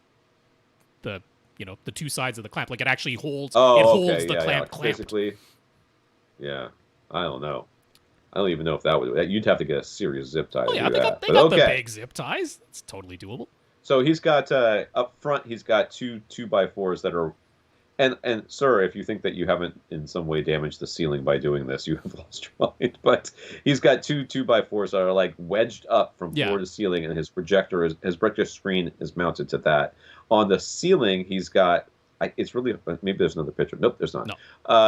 He's got maybe a 4x that's somehow wedged between the floor and then there's two clamps. I think it's probably an L-shaped piece of wood that he's created, so he can clamp. Right. He can clamp the bottom. What would be the bottom of the L is up at the top against a beam, so he's clamped that to the beam, and then another vertical piece coming down to hold the whole thing up. To which that's what his projector is mounted to, so it's not plugged into any of the structure of the building itself. Right. I think at this point they probably would have preferred a couple of small holes, but here we go. Now he's trying to figure out the best way to arrange some surround speakers. He is not opposed to using speaker stands, but his son also came up with the idea of attaching a horizontal board to the vertical piece of lumber he is using to hold up the projector. Either way, okay, so let's say, where's this chair? Okay, so this piece of wood that's holding up the projector is directly behind his couch. That's right. So what he's suggesting is that he could put a piece of wood, like smack dab behind the middle seat. It looks like. So he could put a piece of wood going left, horizontal, left to right, out to the sides, and then attach the speakers to the end of this piece of wood, like some sort of inverted satanic cross with speakers on it. So, don't have religious parents if you're going to do this, but let's go, since we now have Satan's home theater. Have I been watching Lucifer on Netflix? Yes, I have. Everything's related to what you've been watching. Because it's about me, Rob. I've been watching Lucifer. Of course it's about me.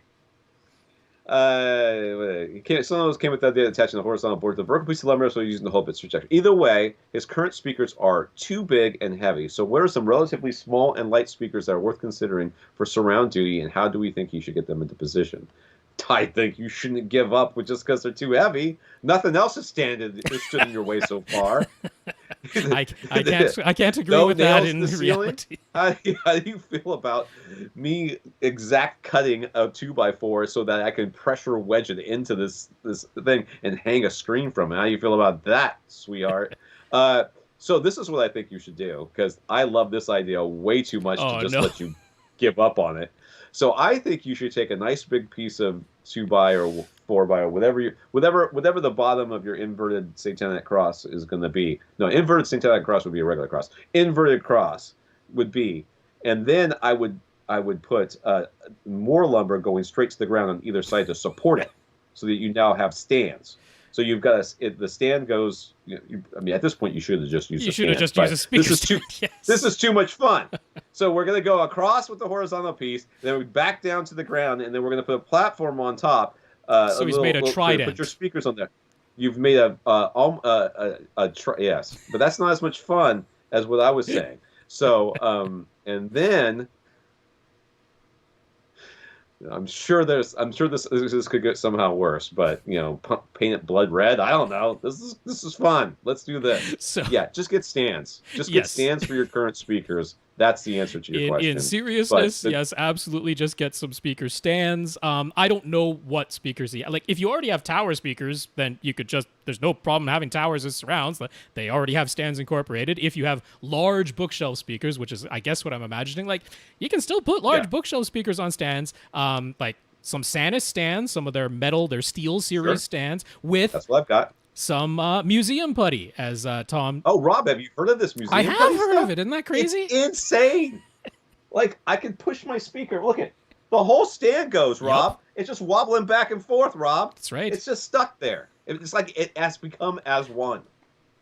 That's how it is. You should check it out. They don't want things falling over in museums and getting taken off of stands easily. So, that'll hold just about anything. But let's just imagine that the speakers you have are just physically too large. No matter what we do, they're just going to be physically too large. I'm not worried about their weight. I'm not really worried about their size. Some Steel Series Santa stands and some museum putty will hold just about darn near anything.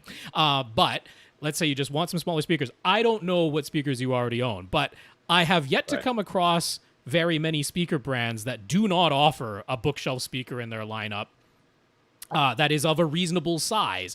Maybe you don't. Maybe he's got JTR speakers and they just don't make any small speakers, right? Okay. But I kind of want to know what you have in order to recommend something that might be at least a reasonable. We don't want to find out that you have like clips up front, and then we're suggesting. Right. Something else, even though this close to where you're seated shouldn't be a problem, but you like, well, I have Golden Ear, I have B&W. But if it's or any Bang of those, Olufsen, they have very reasonably sized bookshelf speakers or even satellite speakers in their lineup. So I would certainly match to what you have. That's the easiest solution.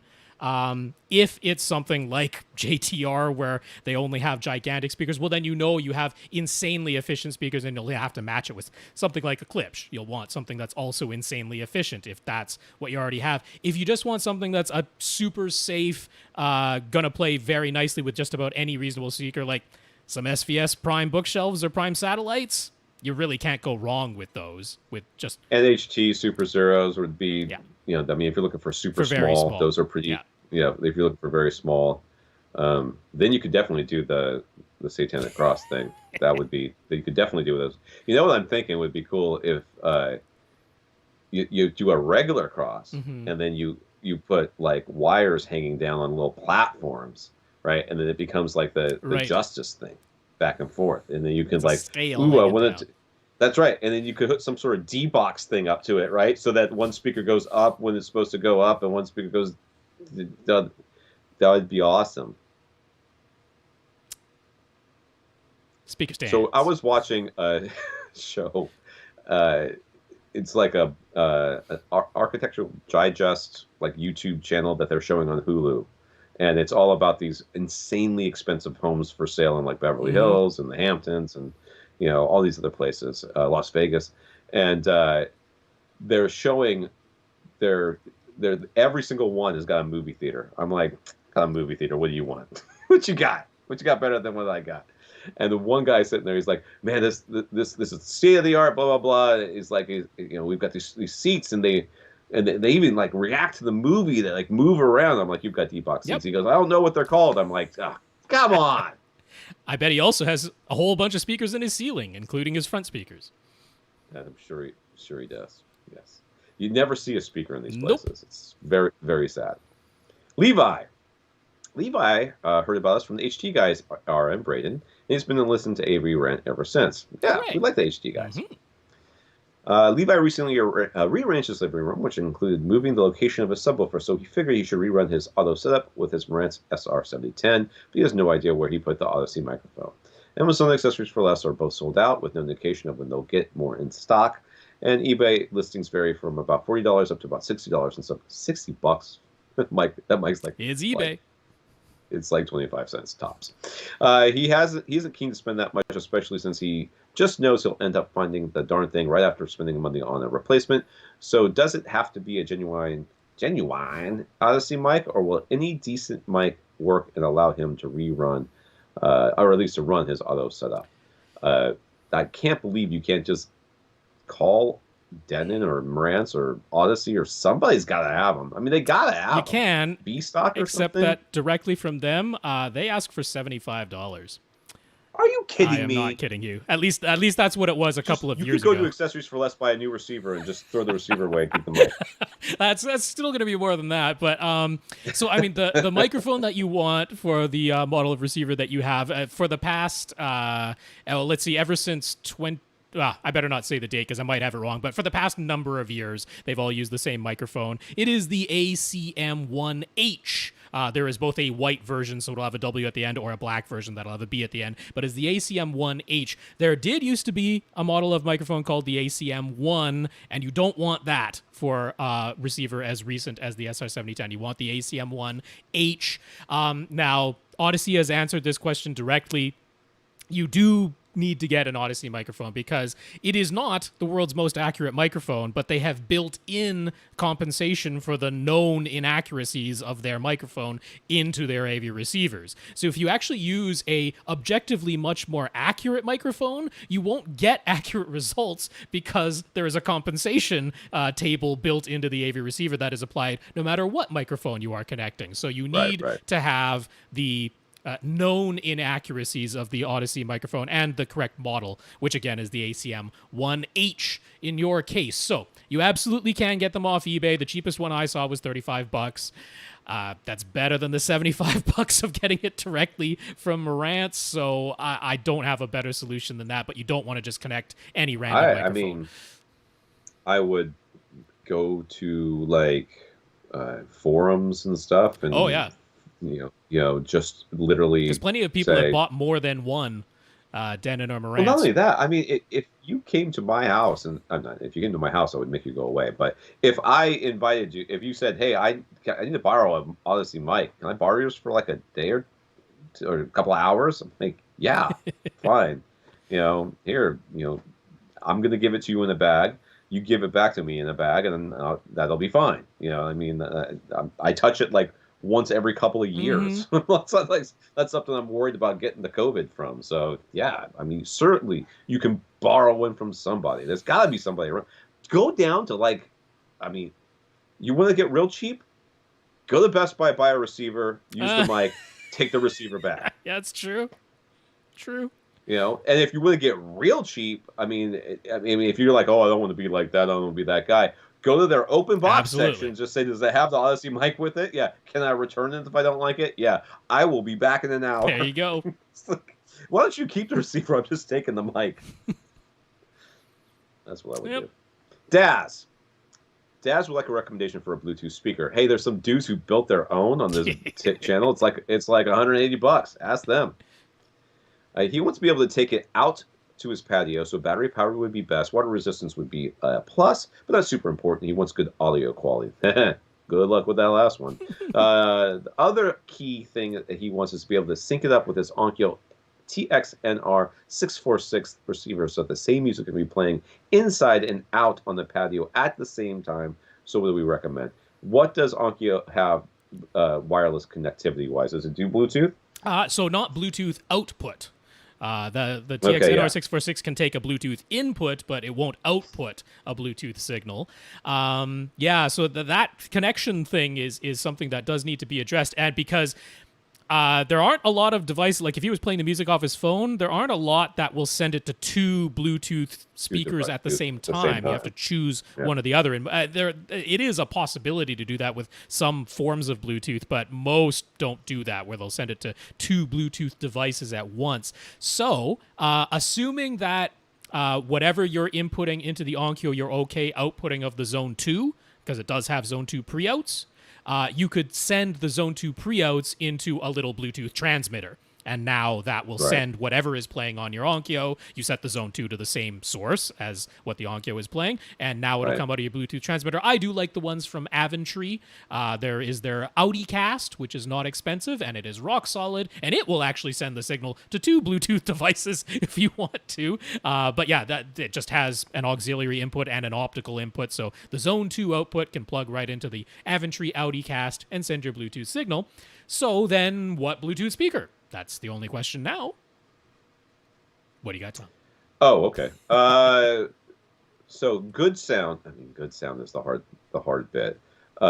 So he didn't give us a budget. No. Did he give us a budget? He did not give us a budget. I don't know what the budget is. But he wants to be able to transport it around. Yeah, so with a battery, I never remember. What were the really high end Bluetooth setup I reviewed a while back? Was it Thiel? Was it Thiel? I don't remember that. The only one really high end one I remember was like the BenQ electrostatic one that was crazy. No, it's bigger than that. Oh crap! I might have to leave and go look for it.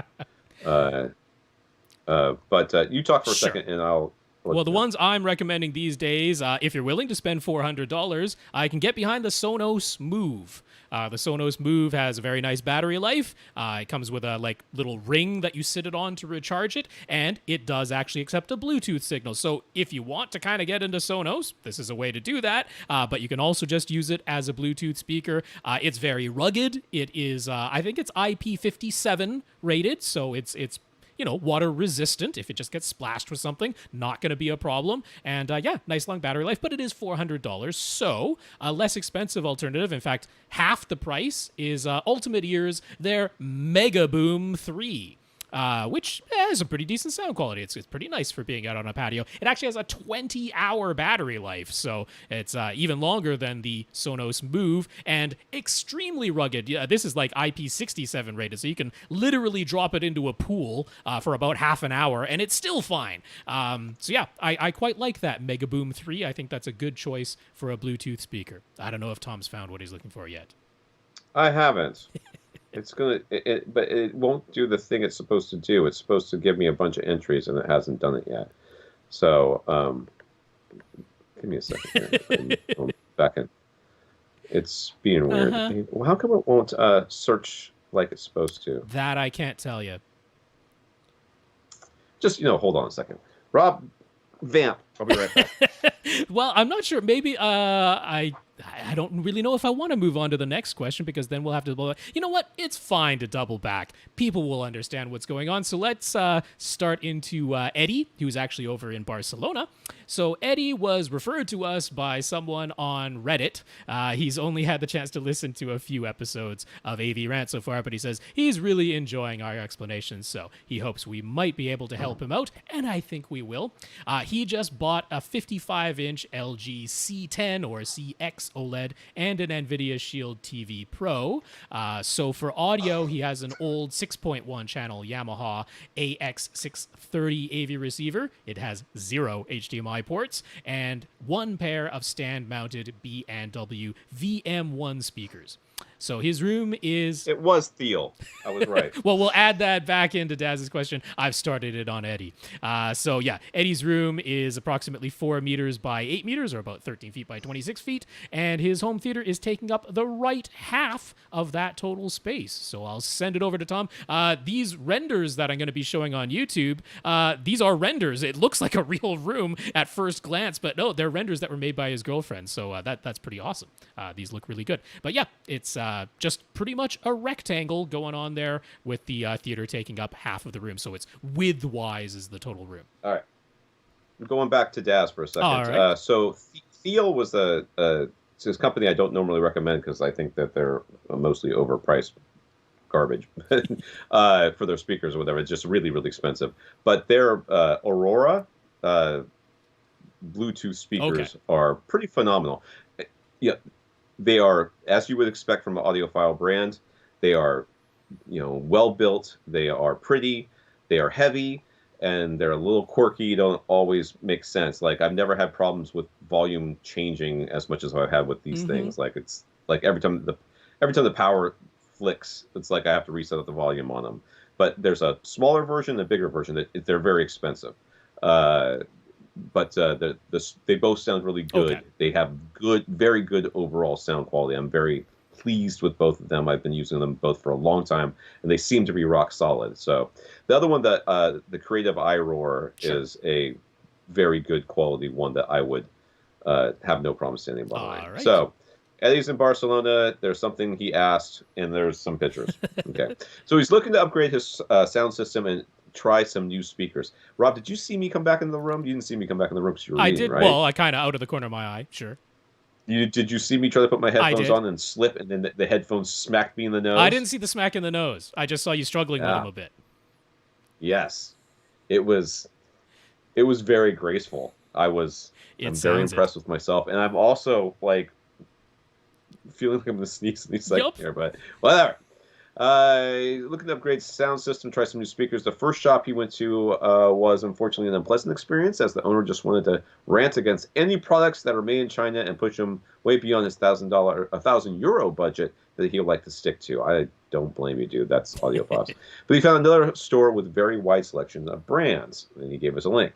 Eddie's thinking was that since he is in an apartment, which is solidly built and has decent soundproofing, but it's still an apartment after all, he should forego a subwoofer. He was thinking he would start with a new 3.0 of speakers, tower and center, and then next year, when hopefully new receiver models offer HDMI 2.1 switching, he could upgrade his receiver then. After that, he could expand to a full surround sound. What do we think of that plan? I'm not the hugest fan of it, to be honest with you. I mean, it's not bad, but it's okay. It could be better. That's an okay plan. There's no problem with having a subwoofer. You just have to be careful and cook baked goods for your neighbors on the regular and all of that. First of all, I see no point in getting a 3.0 system. I would get a 2.0 system or a 2.1 system, but I've said it many times on this podcast, and I will say it till the day I die, unless they significantly change things in how receivers process sound. The center channel should be the last speaker you buy, especially if it's just you, Eddie, in this apartment. Now, and if it's just you said, and your girlfriend. He's got a fairly wide seating area for the spacing of the speakers and television. So if people do sit over to the side, maybe with it, because he already has a 2.0 set up right now. So maybe he's finding that, maybe his favorite seat or his girlfriend's favorite seat is, sort of the L-shaped part of the couch that's way over to the left, and voices do, they aren't anchored to the middle of the screen because that's where somebody is always sitting. I could see that being a possibility.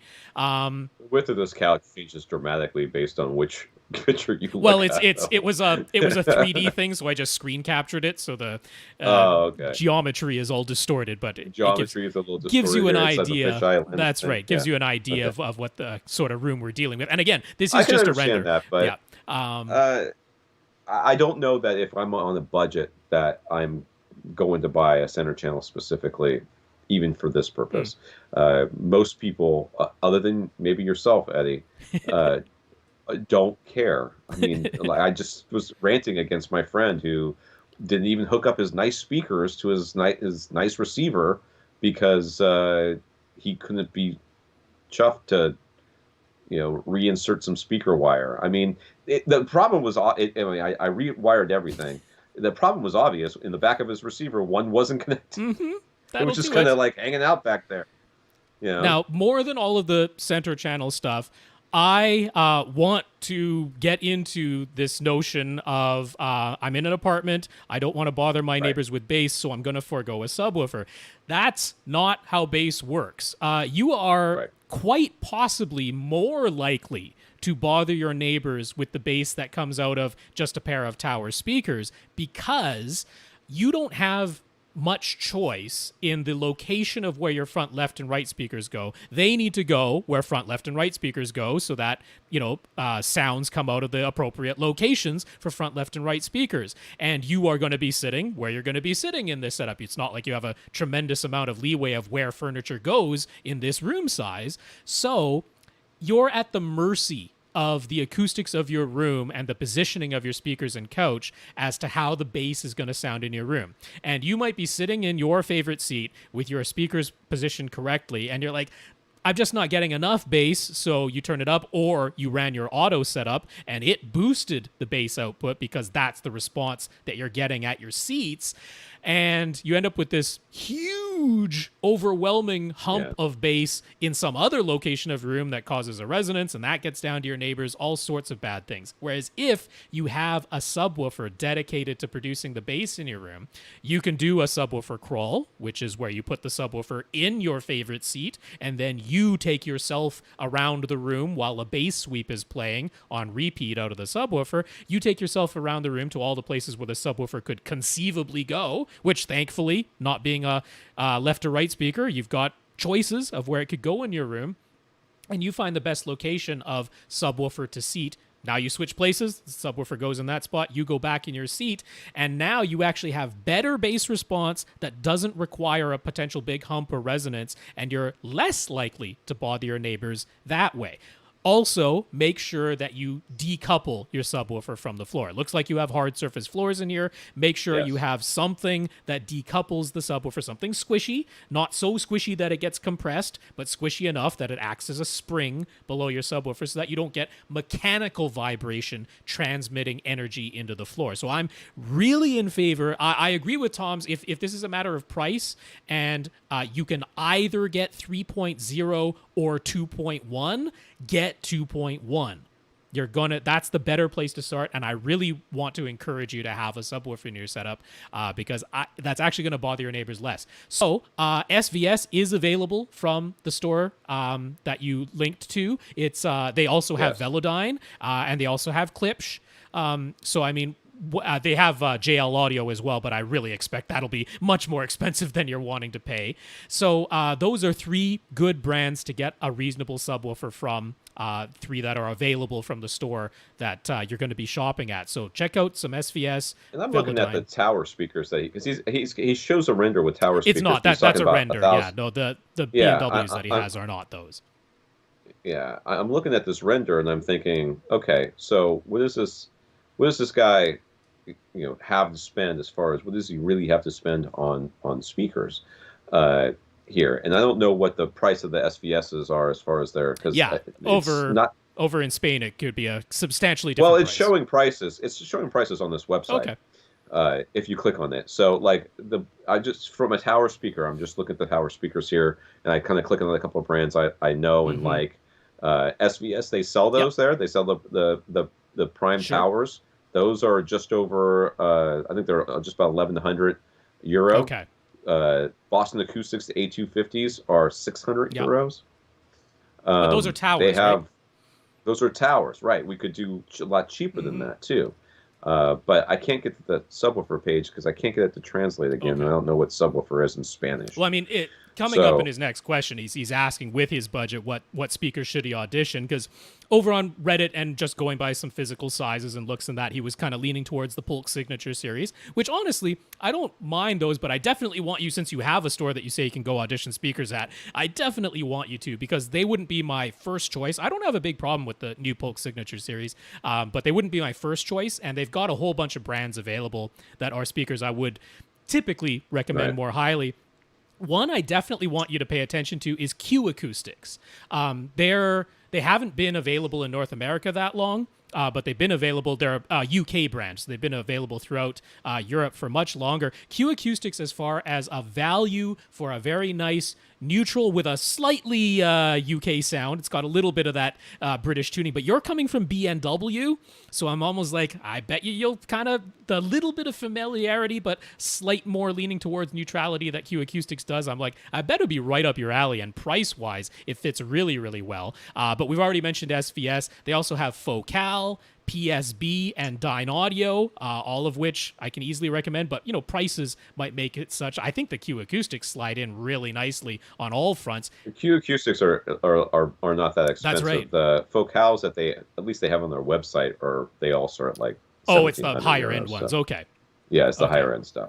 So they did have Klipsch as well. The Klipsch, they had some decent offerings there. I don't know that I love Klipsch in a highly reflective room like it looks like you might be having. But for an audition, it's certainly worth a try. Also, if you want something really different just to audition it, it's always fun to listen to some Martin Logan electrostatics and some Magnapan, Magnaplanar speakers, which they offer at this store. So that's probably more for fun. They're probably out of your price range and probably not appropriate in size anyway, but just to listen to, it's really fun. But I would get some bookshelves. I would get some bookshelves and a subwoofer. Yeah, I would definitely consider that too. Tower speakers, I think you're gonna. This room does not look massive. No, it's not. You certainly don't need all this the tower speakers and. No, I mean he was thinking no subwoofers, so he wanted the towers. But I want to get you away from that line of thinking. I would also consider trying to find a Dolly dealer to see, because that's a European brand that I like quite a bit. And their bookshelf speakers, I find them to be of pretty high value. Now, they have a wide range of speakers, and I don't know what they are price-wise for you. But I would try to take a listen to those as well while you're over there. I was looking at the Q Acoustics as well. Yeah. When I was on there. I think price-wise, they do I would probably kind of lean towards those. Yeah. Even the towers, I think you could probably get away with towers. But again, we're going to want you to cross them over 80 hertz anyway, so you might as well just get the bookshelves and call it a day. Matt asks, is it really so much to ask for a single device that can play all of the streaming services in the highest audio and video quality? Apparently, it is. It is impossible to ask for such a thing. Believe me, if I could find it, I'd be all over it in a heartbeat. Because from what we can tell, Google, Apple, Amazon, and all of the others are like middle school kids, vindictive, petty, and prone to hissy fits, and that is why we can't have nice things. So yes, it is too much to ask. Apparently, it is too much to ask. Why is there no Twitch on the Roku? Yeah. I don't know. It makes literally no sense, but there it is. So after unsuccessfully trying to get HDMI ARC to work without any dropouts on the Sony X900F and the Marantz SR6012 receiver, he's come to the conclusion that even if it worked properly, he still wouldn't love it. Using ARC means no on-screen display from Ms. Moran, so he can't even check the info screen to make sure everything is playing in the desired format, and which is something my wife loves when I do. And the Android TV platform on his Sony TV doesn't support the highest audio and video quality from every streaming service. Anyways, so he has his Amazon Fire Stick 4K, no audio dropouts with that, and it almost does everything he wants as far as streaming services, but not quite. He mostly uses Netflix, Amazon Prime Video, Disney Plus, YouTube, and Hulu. Add Twitch to that, and you're me, sir. He is also considering switching from cable to Hulu Plus and live TV. That quickly spirals into as much as you're paying for cable. So just be careful when you go down that road. I had a friend who did that, and he's like, "Oh, I want to watch sports," and then he added the sports package. "Oh, I want to watch Game of Thrones," and I asked him how much he was paying. He's like, I was like, dude, that's how much you were paying for cable. He's like, oh, yeah. Now he's down to, I think he's just Hulu. He went back to just straight Hulu. So the Fire TV Stick 4K cannot do YouTube in 4K. Not ideal, but you can live with that. But for some crazy reason, it's not great for Netflix. By default, it's not a crazy reason. I'm sure it's for a very real, very petty, you can't play with this, boy. You can't sit with us. You're not allowed. We don't like you. That's what they sound like. By default, it sends everything from Netflix out at 1080p, HDR, and Dolby Vision can actually still work, but the resolution is automatically stuck at 1080p somehow. You can force the Fire Stick to output 4K, but only at 60 frames per second, and then all the other apps are stuck that way too, unless you manually switch them back, so that's frustrating. And then there's the matter of HBO Max and Peacock not being on the Fire TV platform at all. That isn't a big deal to Matt yet. But it's still an annoyance that if he ever does want them, he'll definitely need an additional streaming device. I'm going to give you a hard time, sir, for a second. I want you to know it comes from a place of love. Is it not the ultimate sign of privilege that we can be annoyed by things that we don't have access to, that we don't even want? Is that not like he says it himself the sign? At the end. The sign that we are like, ugh. I don't want it, but I want to be able to want it if I wanted to want it, but I don't want it. But the fact that they don't want to give it to me, dumb. You're dumb. Sorry. Apparently, I'm channeling my children today. I haven't had a chance to talk to a lot of people recently because of the whole people in my house, and I'm wearing a mask all the time, so it's very uncomfortable and everything. So, yeah. All right.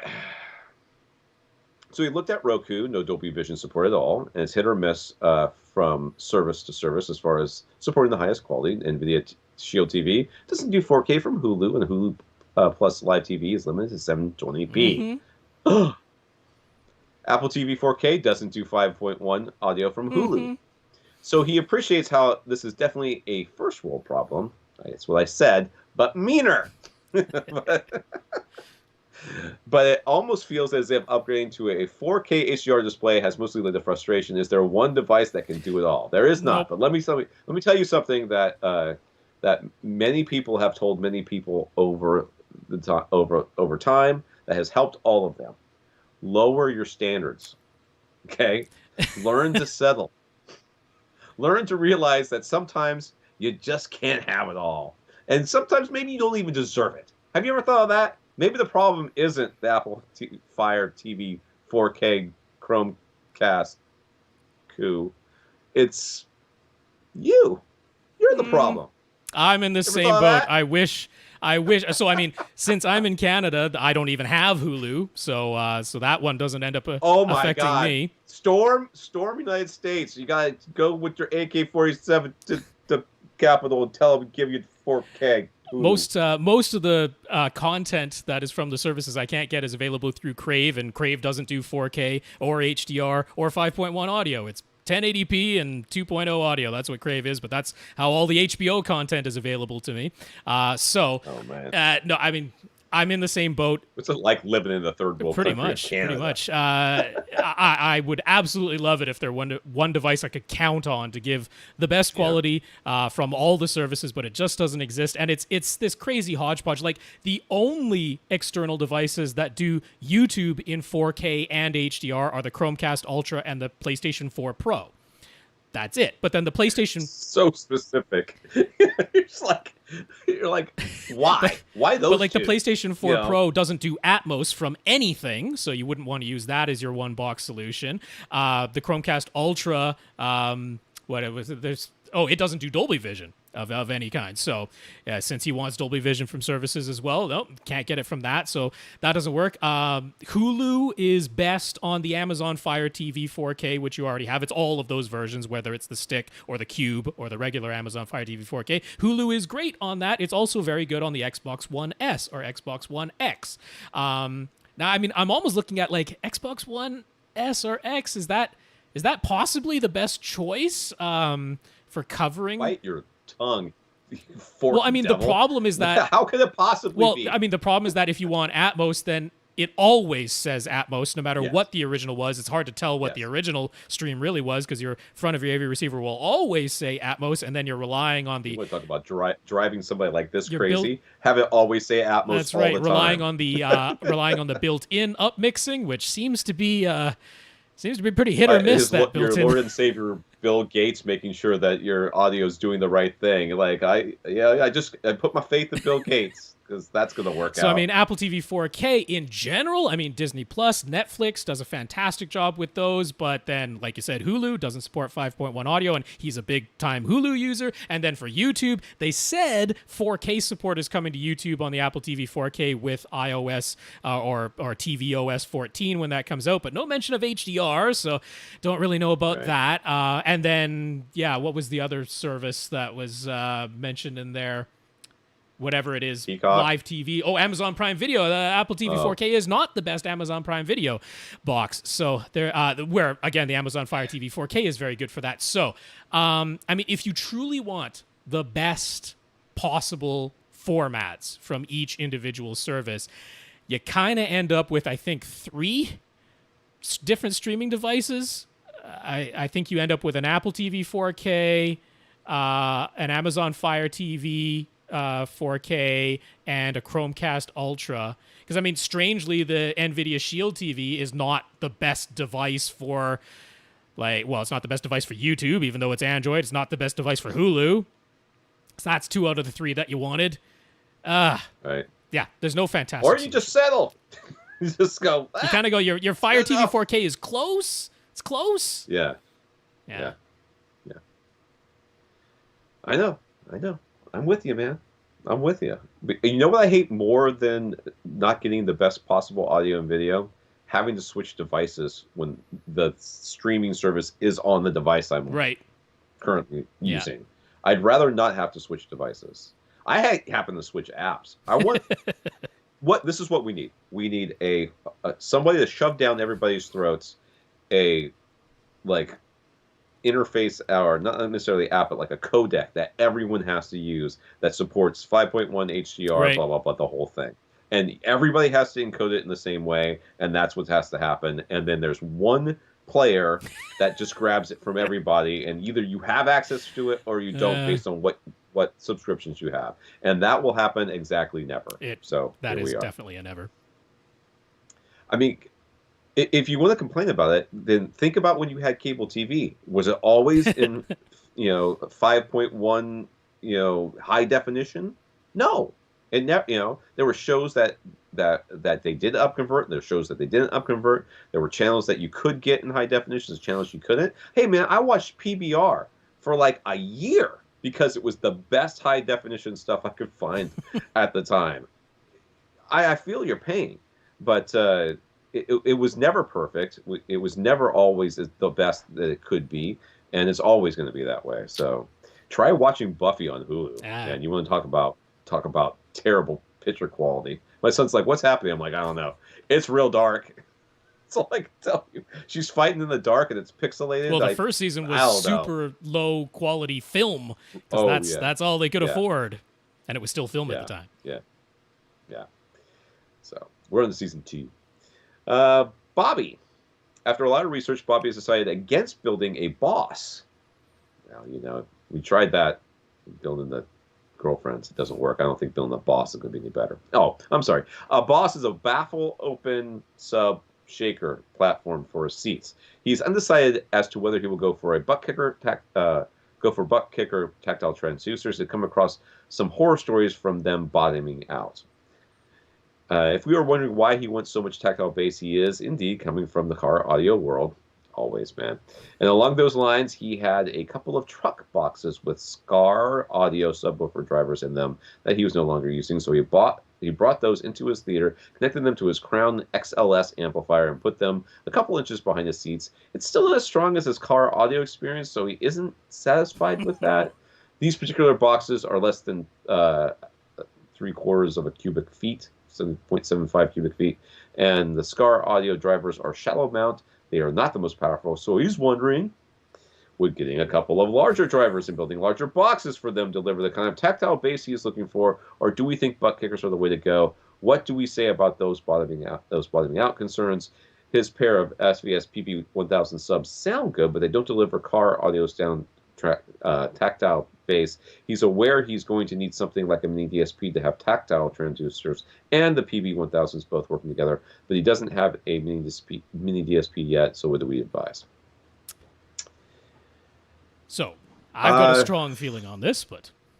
All right, well, I'm sure you do. Let me hear your strong feeling, and I'll tell you what my strong feeling is once I decide what it is. I think for what he's describing, pretty much the only way to go is to go butt kicker, but not the butt kicker minis. I don't think you're going to be satisfied with the butt kicker minis. I think you want the full-sized butt kicker LFE, which was the original one that they made, but I think you want the full-sized thing.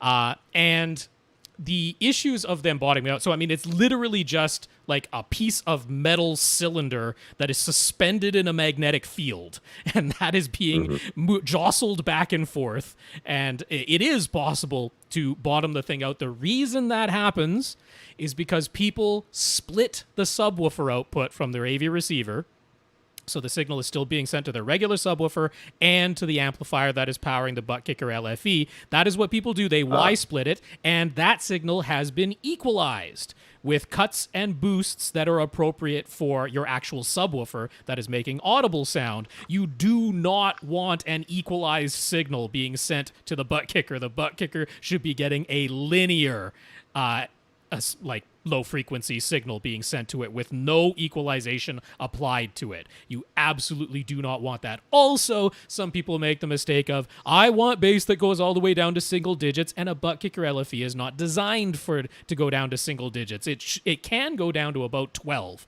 legitimately, but I would highly encourage putting like a 15 hertz shelf on the bottom of the thing, because when you try to get it to start playing 10, 9, 8 hertz, you run into issues where it could bottom out. So that's why you definitely do need the mini DSP in between to either counteract, because if you're going to still use regular room correction, you have to counteract it, or if you're using like the Odyssey editor app, you actually just want to not apply equalization to the bass and then manually apply the equalization to your actual subwoofer. That's the other way to come at it. Right. I would be suspect about adding any sound below 20 hertz to the butt kickers. I mean, I know that they're usually the below 20 hertz stuff is harmonics anyways. Well, it would be fundamentals. There's harmonics above it. It'd be harmonics above it, but that you would be hearing. But what I would not want to happen is have my subwoofers maybe sort of making a noise that you can't physically hear, but that's supposed to be kind of shaking, or kind of, it's inaudible, but you kind of feel the pressure on your ears, and then to have your chair start to shake. Well, I mean, the thing is, I feel the like tactile bass he's used to from car audio, that's the 40 hertz stuff. That's that you see exactly the 30 to 55 hertz range. That's the like literally kick you in the back type of bass that he's used to from car audio. It's much higher than that. Yeah. I would, so what, Rob, I believe that regardless of what direction you decide to go, I really don't think that you're going to be happy unless physically the thing that you are touching is moving along with you. Okay, so there's a couple of ways to do it. You could take your subwoofers, you could put them on your platform, you could like nail them down, and when the subwoofers start going, the platform's going to start doing what's going to start shaking your chair, and everything's going to shake. Or, you can take the drivers that you have and if you put them in boxes, then nail the boxes to the platform that your chair is on, and then it shakes the chair. You see what I'm saying? Right. No matter what, something needs to shake Yes, something. physically move it. Yes. That's what you're used Yeah. to. So I don't think you're going to be happy with having a subwoofer put out a whole bunch of sound near you, because I don't think that's what you want. What you want is the actual physical vibrations, which butt kickers are designed to give you. Absolutely. Now, I mean, if you're like, without I don't messing up the sound from your SVS subs. Right. So you're trying to get the shaking without adding more sound, because you don't want the sound in the room, because you've already got your SVS subs to play the proper sound. So you're just looking for that vibration. If you were to hook the drivers up near you, or even attach them in ways I've seen, or just take them out of the box and put them inside the chair you're on, and strap them to it. Which is a little bit similar to what the Boss platform is, but the issue is when you're using a driver, the reason he ended up going away from the Boss platform is because people started using words like subtle, and he's like, that's the last thing I want is subtle. Right. Because it's there. Buy a D-box seat, man. Yeah, kind of. Just yeah. solve this whole problem right there. But the Boss platform is $3,000 there to give you the sensation of fully pressurized bass without actually having to fully pressurize a room. Like if you're in a room where you can't, because it's 10,000 cubic feet, it can give you that physical sensation, but it is a subtle sensation. Because otherwise you would just be moving a tremendous amount of air, which is sound. It doesn't matter if the baffle is open. So when things like subtle came into the description, he's like, that's the last thing I want. I want to be kicked in my back like I am in my car. So yeah, I mean, and when you're talking about the butt kicker minis, which these days are the much more popular ones, I don't think it's going to give you the full on car audio experience that you're after. I think you want the full sized. Yes, I agree. Which I'm okay. How long have we gone? Right around 2 hours. Oh, 2 hours. Okay, we'll stop. Who we got left? We Rob? have Rob M, Tim C. Got to scroll down a ways because there's a few questions there. Will T and Fred R. I believe that is it. Yes. I will apologize, because the reason we didn't answer as many questions is because I was. There was a lot of tangents tonight. There was a lot of tangents tonight. Tom was looking for some human contact, and Rob was it for the last couple While of days. everyone listened in. My wife started her new job, so I don't see her anymore. She's been working from home for the last couple of months, and now suddenly she's not. You're telling me your kids don't provide suitable conversation for an adult mind? No, weird, right? But on top of that, when we have people in the house, I have the kids banished to their rooms. Right. And everybody sits in their room with their door closed, with a mask on, in their rooms, door closed, and reading or doing, computer stuff or whatever, but mostly reading. So yeah, there's not a lot of that. All right, we want to thank our listeners of the week. We want to thank Levi for going to avrant.com and clicking on the Buy Us a Cup of Coffee link. Sending us a PayPal donation, as well as our 125 or 100 and whatever I said before, patrons over at patreon.com, including James W., Brandon, and Rob. So thank you, guys. Indeed. Levi, thank you very much for that PayPal donation. It's very much appreciated. And James, Brandon, and Rob, thank you for being amongst our 125 patrons over at patreon.com/AVRant Podcast if you would like to sign up for an automatic monthly donation. I want to thank for those notes of gratitude from James, Brendan, Levi, Tim, and Fred. Indeed. It's very nice to receive those. It does encourage us to keep this thing going. So thank you very much, James, Brandon, Levi, Tim, and Fred. We do appreciate those messages, and we very much appreciate everyone who continues to listen to AV Rant and send in questions, because it is a nice distraction to have, and there is no better time to have a kick-in-home theater than right now. Because, hey, movies apparently are going to start coming out just 3 weeks, not even 3 weeks after they're in theaters. So, I'm telling you. I'm telling you, this podcast is going to blow. Get ready now. We've been positioned That's perfectly. Right. We've been playing 700 playing episodes the long in a row. game. Just playing the 11, long game. 12 years, we knew it was going to happen. One of those hustle situations.